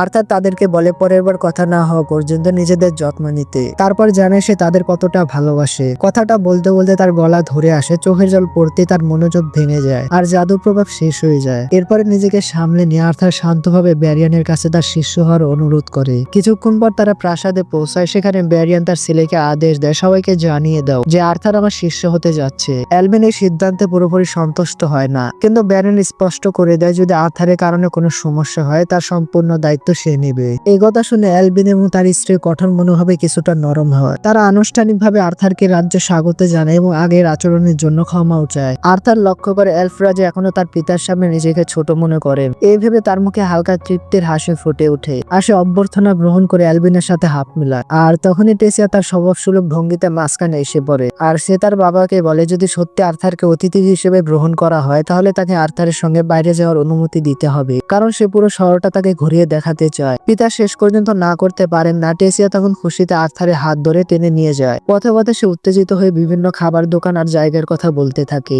এই সময় আর্থার অসাবধানতা বশত এক সোনালী চুলের ছেলের সঙ্গে ধাক্কা খায় এবং সঙ্গে সঙ্গে ক্ষমাও চায়, কিন্তু ছেলেটি তাকে ঘৃণ্য বলে অপমান করে আর বলে তার গায়ে নাকি মানুষের গন্ধ লেগে আছে। সে তাচ্ছিল্যের সুরে জানায় ব্যারিয়ান তাকে গ্রহণ করলেও তাতে কিছুই যায় আসে না, কারণ সে সবসময় একজন আউটসাইডার থাকবে। আর্থার বুঝতে পারে না এই ছেলেটার সমস্যা কি। আর তখন আরো কয়েকজন শিশু তাকে মানব জগতে ফিরে যেতে বলে কটাক্ষ করতে থাকে। টেসিয়া তাদের চুপ করতে বলে এবং আর্থারকে বোঝায় এসব কথায় কান না দিতে, কিন্তু ততক্ষণে আর্থারের মন কিছুটা গম্ভীর হয়ে গেছে। সোনালী চুলে সেই ছেলেটি যার নাম হচ্ছে ফেসে নিজে আর্থারকে বদলা নেওয়ার সুযোগ দেয়। সে টেসিয়াকে প্রস্তাব দেয় মানুষের বদলে তাকে সঙ্গে নিতে। টেসিয়া সঙ্গে সঙ্গে তা প্রত্যাখ্যান করে। তখন আর্থার ইচ্ছে করে ফের নাম ভুল উচ্চারণ করে এবং এমন ভান করে যেন সে তার পরিচয় জানেই না। এতে ফে আরো ক্ষিপ্ত হয়ে ওঠে। অপমান সহ্য করতে না পেরে সে মাটিতে রুমাল ছুঁড়ে ফেলে আর আর্থারকে যুদ্ধের জন্য আহ্বান জানায়। টেসিয়া বাধা দিতে চায় এবং সতর্ক করে দেয় যদিও সে নোবেল, কিন্তু যদি তার দাদা শিষ্যের সঙ্গে কিছু ভুল করে তাহলে ফল ভালো হবে না। কিন্তু ফে জবাব দেয় তার বাবা তাকে শিখিয়েছেন অপমান সহ্য না করতে। সে কটাক্ষ করে আর্থারকে জিজ্ঞেস করে তুই কি বেটা পালিয়ে যাবি? আর্থার অবাক হয়ে দেখে রাজ্যে যুদ্ধ এতটাই স্বাভাবিক যে কেউ তা থামাতে আসে না। কিছুক্ষণ ভেবে সে লড়াই করার জন্য মেনে নেয়। টেসিয়া রেফারি হয়। যখনই টেসিয়া ফাইট করার সংকেত দেয় ফে পুরো গতিতে আর্থারের দিকে ছুটে আসে, কিন্তু আর্থার তাকে শুধুমাত্র একটা ঘুষি মেরে তাকে অচেতন করে ফেলে। এত নাটক করার পর এমন সহজ জয়ে আর্থার একটু হতাশই হয়েছিল আর সে ভেবেছিল লড়াইটা হয়তো একটু কঠিন হবে। টেসিয়া তখন হেসে বলে এটা তো হওয়ারই কথা ছিল। তারপর সে আর্থারের হাত ধরে ভিড় থেকে দূরে সরে যায়। এরপর তারা বাজারে ঘুরে বেড়ায়, স্ন্যাক খায়, লাইব্রেরি আর কয়েকটি দোকানেও যায়। এরপরে বিশ্রামের জন্য প্রাসাদে ফিরে আসে। টেসিয়া আর্থারকে জিজ্ঞেস করে সে কি তার ট্রেনিং নিয়ে এক্সাইটেড। আর্থার খুব একটা আগ্রহ দেখায় না এই বিষয়ে, কারণ ব্যারিয়ান আগেই তাকে বলেছে প্রশিক্ষণ হবে অত্যন্ত কঠিন, কিন্তু সে এটাও বলেছিল টিকে থাকতে পারলে ফল হবে অসাধারণ। শেষ পর্যন্ত আর্থার প্রশিক্ষণের জন্য প্রস্তুত হয়। টেসের সামনে দৃঢ় কণ্ঠে জানায় সে নিজের ভবিষ্যৎ ভবিষ্যতের দায়িত্ব নিজে নিতে চায় এবং এর জন্য সে কঠোর পরিশ্রম করবে। টেসও উত্তর দেয় যে সেও কঠোর পরিশ্রম করবে। এরপর আর্থার টেসকে জিজ্ঞেস করে সে কোন লক্ষ্য অর্জনের জন্য প্রশিক্ষণ নিতে চায়। হাসতে হাসতে সে উত্তর দেয় কোনো বিশেষ কারণে না, শুধু তোমার সাথে মোকাবেলা করার জন্য।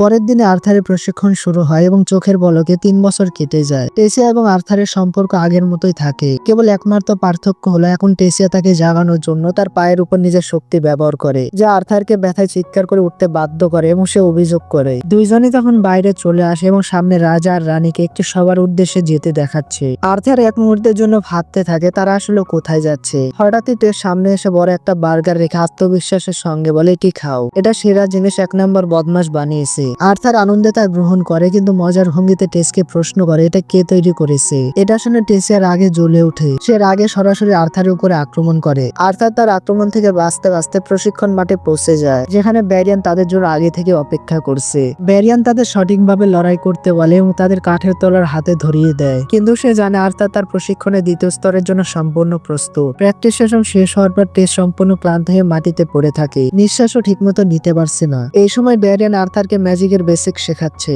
যখন কেউ তার মানা শক্তি স্থিতিশীল করতে পারে তখন ম্যাজিকের 4টি মূল উপাদানের মধ্যে যে কোনো একটি অর্জন করতে পারে। কোন উপাদান মিলবে তা নির্ভর করে তাদের উপরে। এলফরা বিশেষভাবে উড ম্যাজিকের ক্ষেত্রে প্রাকৃতিকভাবে শক্তিশালী। ব্যারিয়ান জানায় ডোয়ার্ফরা আর্থ ফায়ার ম্যাজিকের বিশেষজ্ঞ হয়, আর হিউম্যানরা বাহ্যিকভাবে 4টি উপাদান ব্যবহার করতে পারে, কিন্তু প্রকৃতপক্ষে তাদের কাছে সাধারণত একটি উপাদানই থাকে, আর প্রতিটি মানুষ 4টি উপাদান ব্যবহার করতে পারে না। টেসিয়া তখন তার দাদাকে প্রশ্ন করে যখন আর্থার তার শরীর শক্তিশালী করছিল তখন সে তাকে ম্যাজিক ট্রেনিং কেন দেয়নি, যখন কি সে নিজে ট্রেনিং নিয়েছিল। ব্যারিয়ান শান্তভাবে উত্তর দেয় আর্থার দুর্বল। এই কথা শুনে আর্থার রেগে যায়। এরপরে তিনি ব্যাখ্যা করেন আর্থারের মধ্যে একটি শক্তিশালী বিস্ট পাওয়ার রয়েছে, যা তার শরীর এবং মানাকরের মধ্যে ভারসাম্য নষ্ট করে। এটা শুনতে হঠাৎ তার বুকের মধ্যে তীব্র ব্যথা অনুভব করে। ব্যারিয়ান তাকে বলে এই ব্যথা সেই বিস্ট পাওয়ারের জন্য। টেসিয়া পরিস্থিতি হালকা করতে তাকে নিয়ে মশকরা করতে থাকে এবং ম্যাজিক দিয়ে তার উপরে আক্রমণ করে জিজ্ঞেস করে তুমি কি ঠিক আছো। আর্থার উত্তর দেয় যখন কেউ আমাকে আঘাত করবে তখন ব্যথা তো অবশ্যই পাবো। এরপরে ব্যারিয়ান গম্ভীর আওয়াজে বলে এখন আর্থারের জন্য তার শরীরে লুকানো বিস্ট পাওয়ার ব্যবহার করার সময় এসেছে।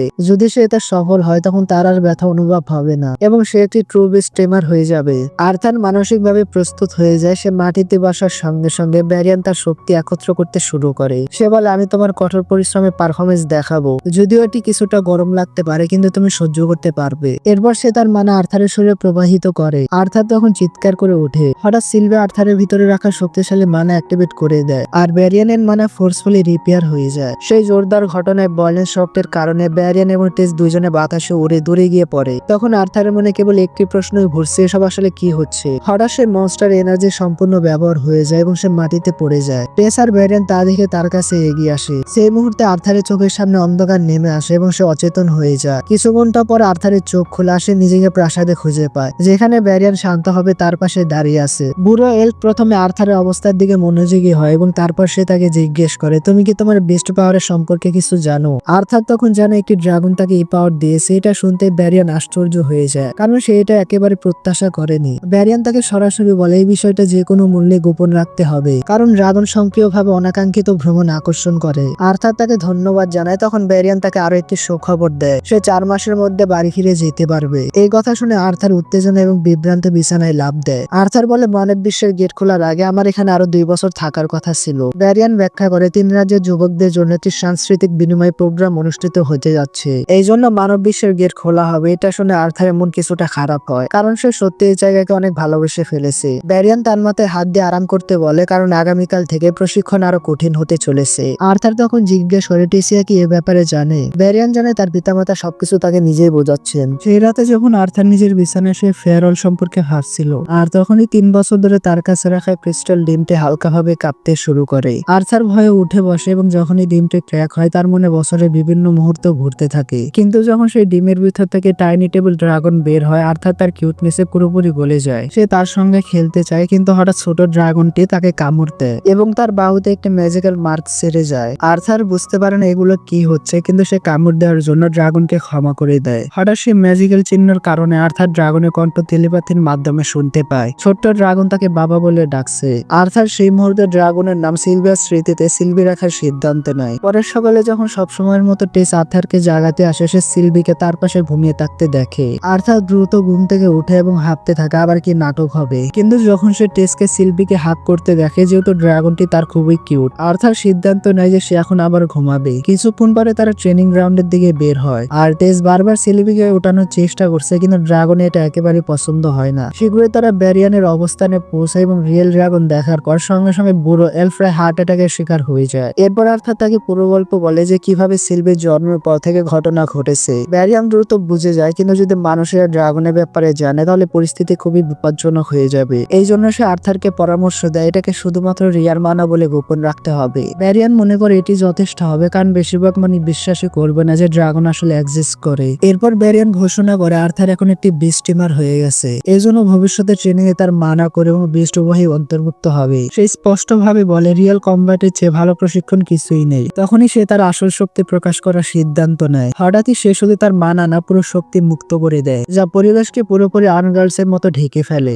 আর যখন শক্তি সেটেল হয় তখন তাকে একটি টেরিফিক ক্রিয়েচারের মতো দেখা যায়, যা পুরোপুরি কালো এবং শক্তিশালী। এই রূপান্তরিত আর্থারকে সম্পূর্ণ স্তব্ধ করে দেয় আর স্বাভাবিকভাবে নিজেকে রক্ষা করার চেষ্টা করে, কিন্তু তার উপর ব্যারিয়ানের আক্রমণ করার কোনো ইচ্ছা থাকে না। হঠাৎ ব্যারিয়ান তার পিছনে এসে তার কাঁধে হালকা স্পর্শ করে। আর্থার যখন ফিরে তাকায় ব্যারিয়ান অদৃশ্য হয়ে গেছে। আর্থার ঘামতে শুরু করে, কারণ সে বুঝতে পারছে না ব্যারিয়ান এখন কোথায় আছে। আর ব্যারিয়ান তার পিছনে আসে তখন আর্থার মজার ভঙ্গিতে বলে আমাকে সে ভয়ানক রূপ দেখানোর পর তোমাকে থেরাপির খরচ দিতে হবে। তারপর সে হাসতে হাসতে তার নর্মাল রূপে ফিরে আসে। আর্থার বুঝতে পারে তার উপস্থিতির সঠিক ধারণা সে আগে কখনোই পায়নি। ব্যারিয়ান তখন ব্যাখ্যা করে তার বিস্ট হচ্ছে শ্যাডো প্যান্থার, যা বাতাস এবং শব্দকে নিখুঁতভাবে নিয়ন্ত্রণ করতে পারে, কিন্তু এর কারণে মানা অনেক দ্রুত শেষ হয়ে যায়। ব্যারিয়ান তখন তার তলোয়ার দিয়ে বলে এখন থেকে তোমার আসল ট্রেনিং শুরু হবে। পরের কয়েকদিন আর্থার তার অধিকাংশ সময় মেডিটেশনে কাটায়, যেন সে নিজের ভিতরে বিস্ট শক্তিকে নিয়ন্ত্রণ করতে পারে। এরপরে ব্যারিয়ানের মনস্টার ফার্মের সঙ্গে লড়াই করে। ধীরে ধীরে সে তার ইনার বিস্ট থেকে শক্তি আহরণ করতে শিখে যায় এবং তার বুকের ব্যথা সম্পূর্ণ দূর হয়ে যায়। সে অত্যন্ত দ্রুত শক্তিশালী হয়ে ওঠে এবং অবশিষ্ট সময় একজন সাধারণ শিশুর মতো উপভোগ করে। কয়েক সপ্তাহ পর টেস আবার আর্থারকে মার্কেটে নিয়ে যায়, সেখানে তার দেখা হয় আবার ফের সঙ্গে। আর্থার তার প্রতি অনুরাগ প্রকাশ করে, কিন্তু সে এমন রিয়াক্ট করে যেন ফে নিজে পুনরায় তাদের মুখোমুখি করেছে। আর্থার তাকে মনেই রাখে না, এই জিনিসটা ফের মনে খোঁচা দেয়। আগের পরাজয় প্রকাশ করার জন্য সে অবিলম্বে আর্থারকে চ্যালেঞ্জ করে, কিন্তু এক ঘুষিতে পুনরায় সে হেরে যায়। এরপর টেস আর্থারকে ফের কথা মনে করিয়ে দেয়, আর তখন আর্থার তাকে সাহায্য করে উঠে দাঁড়াতে। ফে কিছুক্ষণ পরে তার হাত ধরে রাখে, কিন্তু তার বন্ধুরা তাকে অ্যাটিটিউড দেখাতে মানা করে, কারণ তারা জানে ফে সবসময় থেকে সেই ব্যক্তির সঙ্গে বন্ধুত্ব রাখতে চায়। এরপর আর্থার তার বন্ধুদের জিজ্ঞেস করে তারা কি কালচারাল এক্সচেঞ্জ প্রোগ্রামে অংশ নেবে। তারা সবাই হ্যাঁ বলে, কারণ প্রায় সব নোবেল অংশ নিচ্ছে। আর্থার তখন জিজ্ঞেস করে টেস কি আমাদের সঙ্গে যাবে, কিন্তু হঠাৎ সবাই চুপ হয়ে যায়, কারণ তারা জানে সে যাবে না। ফে পরিবেশ হালকা করতে বলে তারা ফাজাইল প্রিন্সকে পুনরায় হারানোর ঝুঁকি নিতে পারবে না, কিন্তু ওটা শুনে টেস রেগে যায় এবং তার শক্তি প্রদর্শনের জন্য এক পাঁচ দিয়ে ফেকে দূরে ফেলে দেয়। এটা দেখে আর্থার পুরোপুরি আতঙ্কিত হয়ে যায়। এর আগে টেস আরো কাউকে মারবে, সে টেসের হাত ধরে নিয়ে চলে যায় এবং একটি শান্ত জায়গায় যায়। সেখানে সে চিৎকার করে বলে তোমাকে প্রিন্সেসের মতো আচরণ করতে হবে, কারণ নিজের লোকদের প্রতি আক্রমণমূলক আচরণ রয়্যাল কন্ডাক্ট হয় না। এটা বলার সময় আর্থার নিজে হালকা অবসাদ অনুভব করে, কারণ তার আগের জীবনে সে নিজে কিং ছিল এবং সে তার প্রজাদের সাথে অনেক খারাপ আচরণ করেছিল। তখন টেস তার অনুভূতি প্রকাশ করে আজকাল আমি মানসিক ভাবে অনেক সমস্যায় আছি, কারণ আর্থার তুমি খুব তাড়াতাড়ি এখান থেকে চলে যাবে। আর এই চিন্তা তাকে ভেতরে করে করে খাচ্ছে, কিন্তু আর্থার তার অনুভূতিকে বোঝার বদলে তাকে বয়স্ক মানুষের মতো উপদেশ দিতে থাকে। টেস এটা শুনে এখান থেকে পালিয়ে চলে যায়। আর্থার কিছুটা দুঃখ অনুভব করে এবং গিল্টি ভরে উঠে। রাতে সে বুঝতে পারে টেসের ভাবনাকে সে হার্ট করেছে, এই জন্য সে কিছু জোনাকি পোকার সাথে নিয়ে চুপচাপ টেসের ঘরে যায় এবং তার সাথে বাইরে হাঁটতে যেতে বলে। কিন্তু যখন তারা জঙ্গলের সীমানায় পৌঁছায় টেস নার্ভাস হয়ে যায়, কারণ সেখানে যাওয়ার নিষেধ আছে। আর্থার তাকে শান্ত করে বলে ওখানে যাওয়া ঠিক হবে, আমি তোমাকে রক্ষা করব। কিছুক্ষণ পরে তারা সেই জায়গায় পৌঁছায় যেখানে তার প্রথমবার দেখা করেছিল। আর আর্থার তাকে জানায় যে সময় তারা যে নেকড়েগুলোকে মুক্ত করেছিল তারা এখনো নিরাপদ এবং সুস্থ আছে। এরপর তারা খোলা মাঠে আগুন জ্বালা আর টেস ধীরে ধীরে ঘুমিয়ে পড়ে। হঠাৎ সে মৃত গাছের তনুতে একটা ভূত দেখতে পায় এবং সে চিৎকার করে ওঠে। আর্থার হালকা মজা তাকে টিস করতে থাকে। এরপরে টেস আর্থারকে হিউম্যান ওয়ার্ল্ডের ব্যাপারে প্রশ্ন করে। আর্থার জানায় আমি নিজেও পুরোপুরি জানি না, কারণ আমি আগে পর্যবেক্ষণ করার সুযোগ পাইনি। টেস আক্ষেপ করে বলে যদি তুমি সবসময় এখানে থাকতে পারতে, কিন্তু আর্থার কিছু বলার আগে সে ঘুমিয়ে পড়ে। আর খুব তাড়াতাড়ি আর্থারে যাওয়ার সময় হয়ে যায়। সবাই তাকে বিদায় জানাতে একত্রিত হয়, কিন্তু টেস সেখানে উপস্থিত থাকে না। ব্যারিয়ান তাকে রয়্যাল ফ্যামিলির কম্পাস উপহার দেয় যেন পরের বার আবার ফিরে আসলে পথ ভুলে না যায়। আর্থার ভাবতে থাকে হয়তো টেস অনেক বেশি ইমোশনাল হয়ে গেছে, এই জন্য সে এলফদের সাথে হিউম্যান কিংডমের দিকে যাত্রা শুরু করে, যেখানে তারা কালচারাল এক্সচেঞ্জ প্রোগ্রামে যাচ্ছে। যখনই গেট খুলে হঠাৎ টেস দ্রুত দৌড়ে আসে, কিন্তু হোঁচট খেয়ে পড়ে যায়। আর্থার তৎক্ষণাৎ তার কাছে বসে তাকে তুলে ধরে। টেসিয়া তাকে নিজের খেয়াল রাখার কথা বলে, আর তখন আর্থার তাকে গলায় জড়িয়ে ধরে বলে আমি তোমাকে খুব মিস করব। এটা শুনে টেসিয়া কাঁদতে থাকতে থাকে, কিন্তু তাদের ইমোশনাল বিধে খুব বেশি সময় স্থায়ী হয় না, কারণ হিউম্যান ওয়ার্ল্ডের গেট পুরোপুরি খুলে যায়। আর্থার ফের ক্যারেজে বসে ভাইরাস ফ্লোটিং সিটিতে পৌঁছে, যেখানে তার বাবা মা থাকে, আর সে তাদের সঙ্গে দেখা করতে অনেক এক্সাইটেড। তাদের দেওয়া ঠিকানায় সে পৌঁছে এক মুহূর্ত মানসিকভাবে প্রস্তুতি নেয় এবং দরজা ঠকঠকায়। দরজা তার ছোট বোন খুলে দেয় এবং তার পিছনে তার বাবা মা ছুটে আসে। তাদের দেখে আর্থারের চোখ ভিজে যায়, মুখে হালকা হাসি ফোটে এবং সে বলে, আমি বাড়ি পৌঁছে গেছি। অ্যালিসা আর রেনো তাদের চোখে বিশ্বাস করতে পারেন এবং তাকে শক্ত করে আলিঙ্গন করে। আর্থার তার দিকে তাকিয়ে অনুভব করে এটাই সেই বোন যার জন্য সে নিজের প্রাণও দিতে পারে। আর্থার তার সামনে হাঁটু গেড়ে বসে নিজের পরিচয় দেয়। এলেনা তার ভাইকে দেখে পুরোপুরি অবাক হয়ে যায়। ঘরে ঢুকতে অ্যালিসা একটানা প্রশ্নের ঝড় বইয়ে দেয়। আর্থার তাকে শান্ত করে বলে, আমি পুরোপুরি ঠিক আছি। রেনাল্ডো অ্যালিসাকে বলে, তোমার ছেলেকে বেশি বিরক্ত করো না। এই সময় এলেনা কিছুটা জেলাস ফিল হয় যে আর্থারকে কতটা চাপের মধ্যে দিয়ে যেতে হয়েছে, কিন্তু তার মা তাকে বোঝায় এটাই সে ভাই যার গল্প সে এতদিন শুনেছে। তখন সে মৃদু হেসে বলে সেও তার সঙ্গে দেখা করার জন্য ভীষণ আগ্রহী ছিল। আর তখনই ছোট্ট ড্রাগন সিলভি লাফিয়ে তার কোলে এসে পড়ে। পরিবেশ শান্ত হলে আর্থার তার আলাদা হয়ে যাওয়ার পুরো ঘটনা খুলে বলে। তবে সে সিলভার আসল পরিচয় গোপন রাখে, কারণ সে জানে না তার বাবা মা কিভাবে প্রতিক্রিয়া জানাবে। আর সে শুধু জানে এক রহস্যময় ঘটনার কারণে সে বেঁচে গিয়েছিল। পরে এলফদের রাজিরে প্রশিক্ষণ নিয়েছে এবং নিজের অসুস্থতা চিকিৎসা করিয়েছে। সিলভি যে আসলে তার ইনার বিশ শক্তির সঙ্গে জড়িত সে কথাও গোপন রাখে, শুধু বলে সিলভি একটি মা না বেস্ট যার মা বেঁচে ছিল না, এই জন্য সে তাকে দত্তক নিয়েছে। তার বাবা মার বেশি কিছু জানতে চান না, তাদের কাছে সবচেয়ে বড় বিষয় হলো তাদের ছেলে জীবিত আছে। হঠাৎ রেনো আর্থারের মানা করে স্তর সম্পর্কে জানতে চায়, আর অ্যালিসা তাকে সঙ্গে সঙ্গে বকাঝকা করে বলে ছেলে এতদিন পরে বাড়ি ফিরেছে আর এখন শক্তির কথা তুমি বলছো। আর্থার হেসে আগে তাদের কাজের খবর নেয়। রেনো গর্ব করে জানে সে এখন একটি বিখ্যাত অকশন হাউসের সিকিউরিটি ট্রেনার। এরপরে রেনো আরো জানে 2 বছর আগে তার মানা কোর ডার্করের স্টেজে পৌঁছে গেছে, যা মাঝারি স্তরের শক্তি হিসেবে ধরা হয়। আর্থার শক্তি মুগ্ধ হয়, সে জানে এখানে পৌঁছাতে কতটা পরিশ্রম লাগে, আর সে নিজে এখন লাইট অন স্টেজে মাত্র এক ধাপ নিচে আছে। রেনো মজা করে তাকে ডুয়েলের জন্য চ্যালেঞ্জ করে দেয়। সবাই হাসিতে মশগুল হয়ে যায়। তখনই কয়েকজন লোক ঘরে ঢুকে। একজন নিজেকে ভিনসেন্ট বলে পরিচয় দেয় এবং জিজ্ঞেস করে তাদের ছেলে কি সত্যি জীবিত আছে। আর্থার ভিতরে ভিতরে সতর্ক হয়। পরে জানা যায় ভিনসেন্ট সেই অকশন হাউসের মালিক, আর এই বাড়িটাও তার। আর্থার ভদ্রভাবে ভিনসেন্ট ও তার স্ত্রীকে শুভেচ্ছা জানায়, আর সিলভির কিউটনেসের কারণে ভিনসেন্টের মেয়ে লিলিয়ার সঙ্গে দ্রুত বন্ধুত্ব হয়ে যায়। এরপর রেনোর ঘোষণা করে সে বাগানে আর্থারের সঙ্গে এক রাউন্ড ফাইট করবে, আর ভিনসেন্ট এই ফাইট দেখার আমন্ত্রণ জানায়। বাগানে গিয়ে সবাই অবাক হয়ে যায়, কারণ আর্থারের মানা করে হালকা রেড লেভেলে। এত কম বয়সে এটা প্রায় অসম্ভব। সাধারণত সেরা একাডেমি ছাত্র 13 বছর বয়সে স্তরে পৌঁছায়, কিন্তু আর্থারের বয়স তো মাত্র 8। এদিকে আর্থার আর রেনোডের ব্যায়াম করা শেষ হয় আর একে অপরের দিকে ধেয়ে যায়। আর্থার তার বাবার আক্রমণ ঠেকিয়ে পাল্টা আঘাত করে। রেনো সহজে তা থামিয়ে বলে তোমার আরো অনুশীলন দরকার, কিন্তু হঠাৎ আর্থার ব্যারেনের শেখানো কৌশল ব্যবহার করে তাকে চমকে দেয়, আর সে রেনোডকে কয়েক কদম পেছনে ঠেলে দেয়। রেনোড এবার সিরিয়াস হয়ে বলে আর্থার এবার দ্বিতীয় সুযোগ পাবে না। সে তার মানা হাতে নিয়ে একত্র করে চারপাশে আগুনের রূপ দেয়। আর্থার এটা দেখে সত্যি অবাক হয়ে যায়। সে জানে পৃথিবীতে প্রত্যেক মানা ব্যবহারকারীদের জন্মগত একটি প্রাকৃতিক উপাদান থাকে। সেই উপাদান ব্যবহার করা তুলনামূলক সহজ, কিন্তু অন্য উপাদানের দক্ষ হতে গেলে কঠোর ট্রেনিং আর গভীর উপলব্ধি করা দরকার।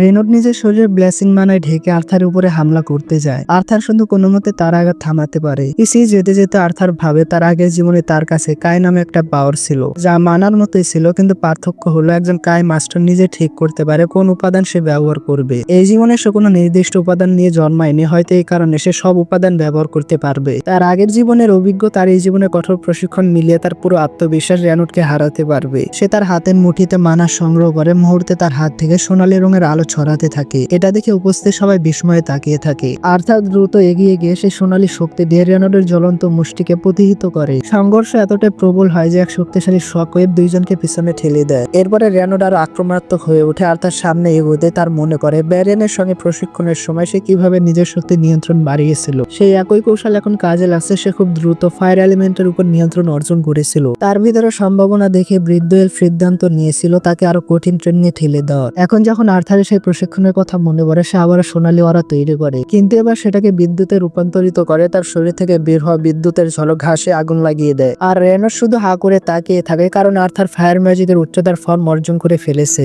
আর্থার বলে এখন অবাক হওয়ার সময় না, কারণ তার কাছে এর চেয়ে বড় পরিকল্পনা আছে। হঠাৎ সে ওয়াটার ম্যাজিক ব্যবহার করে ফোয়ারার পানি নিয়ন্ত্রণ করে রেনোডের দিকে আক্রমণ করে। একসঙ্গে 2 ধরনের ম্যাজিক দেখে সবার মুখ ফ্যাকাশে হয়ে যায়, আর রেনোড কষ্টে পিছন দিক থেকে আসা পানির আঘাত থেকে নিজেকে বাঁচাতে পারে। এরপর আর্থার নিজের আক্রমণ থামিয়ে দেয়, আর এক মুহূর্ত দেরি না করে রেনোড তাকে জড়িয়ে ধরে, আর সে বলে তার ছেলেকে নিয়ে সে ভীষণ গর্বিত এবং সে জানতে চায় সব কবে শিখলো। আর্থার জন্য সে সম্প্রতি শিখেছে, কিন্তু এখনো সে পুরোপুরি পানি নিয়ন্ত্রণ করতে পারে না। অ্যালিসা আর এলেনা ব্যাপারটা যেন খুব স্বাভাবিক ভঙ্গিতে নেয়, কিন্তু ভিনসেন্ট আর তার ওয়াইফ পুরোপুরি স্তম্ভিত হয়ে যায়। তাদের আর সন্দেহ থাকে না যে আর্থার সত্যি এক অসাধারণ প্রতিভা। কিছুক্ষণ পর সবাই ভিতরে এসে ডাইনিং টেবিলে বসে। এখানে ভিনসেন্ট বলে আর্থারের ভবিষ্যৎ খুব উজ্জ্বল। রেনোডো সম্মতি জানিয়ে বলে সে এটা বুঝেছিল তখনই যখন 3 বছর বয়সে আর্থার একপাক্ষিক চেতনা জাগ্রত করেছিল এবং সেই প্রক্রিয়ায় পুরো বাড়ি ধ্বংস করে ফেলেছিল। এটা শুনে ভিনসেন্ট আরো অবাক হয় আর রেনোড হেসে নিজের চেয়ার থেকে পিছনে পড়ে যায়। হঠাৎ ভিনসেন্ট দাঁড়িয়ে প্রস্তাব দেয় আর্থারকে জাইরাস একাডেমিতে পাঠানো উচিত। এটা শুনে সবাই অবাক হয়ে যায়, কারণ জাইরাস একাডেমি পুরো মহাদেশের সবচেয়ে বড় মেস প্রশিক্ষণ প্রতিষ্ঠান। ভিনসেন্টের স্ত্রীও আশ্বাস দেন যে টাকা নিয়ে চিন্তার কিছু নেই, তারা আর্থারের পড়াশোনার সম্পূর্ণ খরচ বহন করতে চায়। এই আশায় যে ভবিষ্যতে এটি তাদের জন্য লাভজনক বিনিয়োগ হবে। এটা শুনে অ্যালিসা ঘাবড়ে যায় আর বলে আমরা তো এটাও জানি না একাডেমি আদৌ আর্থারকে ভর্তি নেবে কিনা। কিন্তু ভিনসেন্ট আত্মবিশ্বাসের সঙ্গে জানে সে একাডেমির ডিরেক্টরকে চেনে এবং কিছু একটা ব্যবস্থা করতে পারবে। আর তখন আর্থার বলে ওঠে যেহেতু বিষয়টি সবচেয়ে বেশি তার সঙ্গে জড়িত, এজন্য তার মতামত গুরুত্বপূর্ণ। সে বলে আমি সবেমাত্র পরিবারের সঙ্গে দেখা করলাম, এত তাড়াতাড়ি তাদের ছেড়ে যেতে চাই না। ভিনসেন্ট তার কথা বুঝতে পারে। আর্থার বলে সে অনুশীলনের কারণে খুব ক্লান্ত, তারপর সে সেখান থেকে চলে যায়। ভিতরে যাওয়ার সময় লিলিয়া তার পিছু নেয়, কারণ তার শক্তি দেখে সে ভীষণ মুগ্ধ হয়েছিল। লিলিয়া বলে সে ভুল দিকে যাচ্ছে এবং তাকে অনুসরণ করতে বলে, কারণ সে তাকে আরো ভালো জায়গা দেখাবে। লিলিয়া তাকে বেসমেন্টের রান্নাঘরে নিয়ে যায়, যেখানে সে সার্ভেন্টদের সঙ্গে স্বচ্ছন্দে কথা বলে এবং নিজের জন্য মজার কিছু খাবার বানাতে বলে। এক বৃদ্ধ দাসী তাকে খাওয়া দাওয়ার দিকে খেয়াল রাখতে বলে, কারণ তার ওজন সম্প্রতি বেড়েছে। লিলিয়া সঙ্গে সঙ্গে পাল্টা বলে তার শরীর নিয়ে মন্তব্য না করতে। তখন এক দাসী আর্থারকে ফিসফিসিয়ে জানায় লিলিয়া যখন স্ট্রেসড হয় তখন সে এখানে এসে খাবার খোঁজে। এটা শুনে আর্থারের কৌতূহল জাগে। দাসী তখন আরো বলে লিলিয়াও তার বাবা মা চান সে একজন শক্তিশালী মেয়ে হোক, আর এই প্রত্যাশার চাপ তাকে কষ্ট দেয়। রাতে অ্যালিসা আর রেনোড আর্থারের ঘরে বসে। সে বলে আর্থার ফিরে আসে তারা কতটা খুশি এবং তাকে নিয়ে কতটা গর্বিত, আর তার সাথে কথা বলে। তারা জানে সে ফিরে আসতে তার অনেক খুশি হয়েছে, আর এটাও বলে যে তোমার উপরে আমরা গর্ব করি আর তুমি একদিন গ্রেট ম্যাজিশিয়ান হবে। আর্থার তাদেরকে কিছু বলতে চায়, কিন্তু তাকে থামিয়ে দিয়ে বলে বাকিটা কাল বলা যাবে। তারপর তাকে শুভরাত্রি জানিয়ে ঘুমাতে দেয়। পরদিন সকালে আর্থার দৌড়ে হলে যায়, কারণ তার কিছু পুরনো বন্ধু এসেছে। তারা হচ্ছে তার বাবা মায়ের পার্টির সদস্য। অ্যাঞ্জেলা তাকে এত জোরে গলায় জড়িয়ে ধরে যে তার নিঃশ্বাস বন্ধ হয়ে আসে। তারপর সে ডার্দার নামে ট্যাঙ্কের সঙ্গে হাইফাই করে। অ্যাডাম আর হেলেন ঝগড়া করতে করতে তাকে স্বাগত জানায়। হঠাৎ জ্যাসমিন কোনো কারণ ছাড়াই তাকে তল্লাশি করতে শুরু করে, তারপর তাকে জড়িয়ে ধরে এবং ক্ষমা চার বলে শব্দ সামার ছিল। এই ইমোশনাল মুভমেন্টের পর সবাই নিজেদের মিশনের গল্প বলতে থাকে আর সবসময়ের মতো ছোটখাটো বিষয় নিয়ে তর্ক করতে থাকে। তাদের কথা শুনতে শুনতে আর্থার বুঝতে পারে পৃথিবীর সম্পর্কে সে এখনো খুব কম জানে, আর অ্যাডভেঞ্চার হওয়া এটাকে বোঝার সেরা উপায়। কিন্তু তার পরিবারকে দেখে সে ভাবে এখনই তাদের আবার ছেড়ে যাওয়ার জন্য সে প্রস্তুত না। নিজের ঘরে ফিরে এসে আর্থার অনুশীলন শুরু করে। সে তার পাওয়ারকে এমন ভাবে ফোকাস করার চেষ্টা করে যেন সময় তার জন্য ধীর হয়ে যায়, কিন্তু সে অবস্থাকে বেশিক্ষণ ধরে রাখতে পারে না আর হোঁচটকে পড়ে যায়। তখনই সে ভাবে নিজের প্রিয়জনদের রক্ষা করতে হলে তাকে দ্রুত আরো শক্তিশালী হতে হবে। আর সেই মুহূর্তে সিলভে এসে তাকে শক্ত করে জড়িয়ে ধরে। আর্থারও তাকে আলিঙ্গন করে, কিন্তু হঠাৎ সে অদ্ভুত একটা গন্ধ টের পায়। সে এক মুহূর্ত থামে আর সে কিছু না ভেবে তাকে সরাসরি গোসল করাতে নিয়ে যায়। এরপর তার পুরো পরিবার সেখানে এসে হাজির হয় এবং হাসতে হাসতে জানায় এখন তার জীবন আগের চেয়ে অনেক বেশি কোলাহলপূর্ণ হতে চলেছে আর এখন তার গ্রোমিংয়ের পালা। এরপর আর্থার নিজেকে এমন এক চেয়ারে বসে থাকতে দেখে যেখানে বসা মাত্রই মনে হয় তার পুরো মেকওভার শুরু হতে যাচ্ছে। কিছুক্ষণের মধ্যে সে একদম ফ্রেশ হেয়ার কাট পায়। তাকে দেখে তার মা আর বোন প্রায় গলে যায় মুগ্ধতায়। আর্থার একটু বিভ্রান্ত হয়ে জিজ্ঞেস করে তো প্রস্তুতির দরকারটা কি। তখন লিলিয়ার মা তাকে জানায় পরের বার তাদের অকশন হাউসে নিয়ে যাবে, আর সে যদি এমন অগোছল দেখায় তাহলে সেখানে নিয়ে যাওয়া সম্ভব না। তারপর হালকা হাসি দিয়ে সে আরো বলে আজ তাদের জাইরাস সিটিতে ঘুরতে নিয়ে যাওয়া হবে। এ কথা শুনে এলিনা এক্সাইটমেন্টে তার হাত ধরার জেদ ধরে। আর্থার রাজি হয়ে যায়, কিন্তু লিলিয়া তখন বলে তার একটু ঈর্ষা হচ্ছে, কারণ আর্থার আসার আগে এলিনা সবসময় তার সঙ্গে থাকতো। এরপর সবাই মিলে শহর ঘুরতে বের হয়। পথে মজা করে আর্থার এক স্ট্যাচুর আঙ্গুলে হেয়ারটাই বেঁধে দেয়। হঠাৎই কয়েকজন ছেলে এসে তার মাথায় হেয়ারটাই মেরে হাসতে হাসতে চলে যায়। আর্থার অবাক হয়ে জিজ্ঞেস করে এরা আসলে কারা ছিল।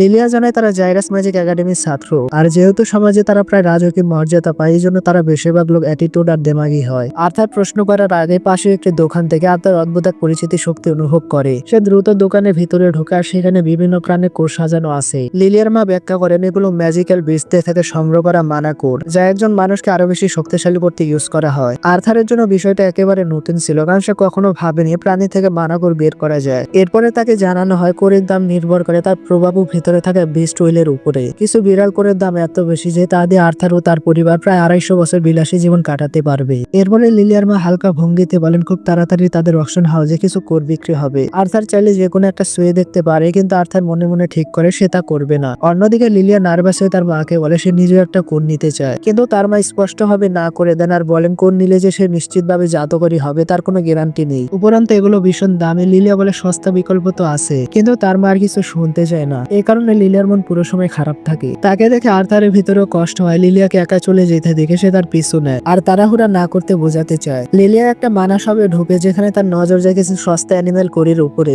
যেগুলো সে নিজের পকেট মানি দিয়ে কিনতে পারে। কিন্তু যখনই আর্থার তাকে জিজ্ঞেস করে সে কি সত্যি নিশ্চিত, লিলিয়া তখন চমকে ওঠে। আর্থার তার মায়ের কথাগুলো পুনরাবৃত্তি করে আর তাকে এত ইমোশনাল হতে না বলে। এটা শুনে লিলিয়া খেপে যায়। সে আগে বলে আর্থার কখনোই তার অনুভূতি বুঝবে না, কারণ সে বিশ্বাস আলাদা। আর্থার তাকে শান্ত করাতে চায়, কিন্তু লিলিয়া তাকে সরাতে গিয়ে পিছন থেকে আসা এক ছেলের সঙ্গে ধাক্কা খায়, আর সে হচ্ছে জাইরাস ম্যাজিক একাডেমির ছাত্র। লিলিয়া সঙ্গে সঙ্গে ক্ষমা চায়, কিন্তু ছেলেটি তাচ্ছিল্য করে বলে কেমন হাফ ব্রেথ মি। সে লিলিয়াকে ভয় দেখাতে শুরু করে। তখন আর্থার এগিয়ে এসে তার সামনে দাঁড়ায়। শব্দ শুনে দোকানদারও সেখানে চলে আসে, কিন্তু যখন সে একাডেমির ছাত্রদের দেখে সে পিছনে সরে যায়। দেমাগি ছেলেগুলো লিলিয়াকে আরো বিরক্ত করতে চায়, আর তাদের একজন আঙ্গুলের ডগায় ছোট আগুনের শিখা জ্বালায়। আর্থারও নিজের ম্যাজিক শক্তি অ্যাক্টিভেট করে, আর তখনই লিলিয়ার মা সেখানে পৌঁছে যায় এবং সঙ্গে সঙ্গে দুইজনকে ম্যাজিক বাতিল করতে বলে। প্রথমে ছাত্ররা তার মাকে হুমকি দেয় মাঝখানে না আসতে, কিন্তু যখন তারা জানতে পারে লিলিয়ার বাবা সেই অকশন হাউসের মালিক, যে প্রতি বছর ম্যাজিক একাডেমিকে মোটা অনুদান দেয়, তখন তাদের মুখের ভাব বদলে যায়। ছাত্ররা শেষ পর্যন্ত সরে যাওয়ার সিদ্ধান্ত নেয়, কিন্তু যাওয়ার সময় লিলিয়াকে কটাক্ষ করে বলে তার মতো লুজার মেয়েরা একাডেমিতে শুধু টাকার জোরে সিট কিনতে পারবে।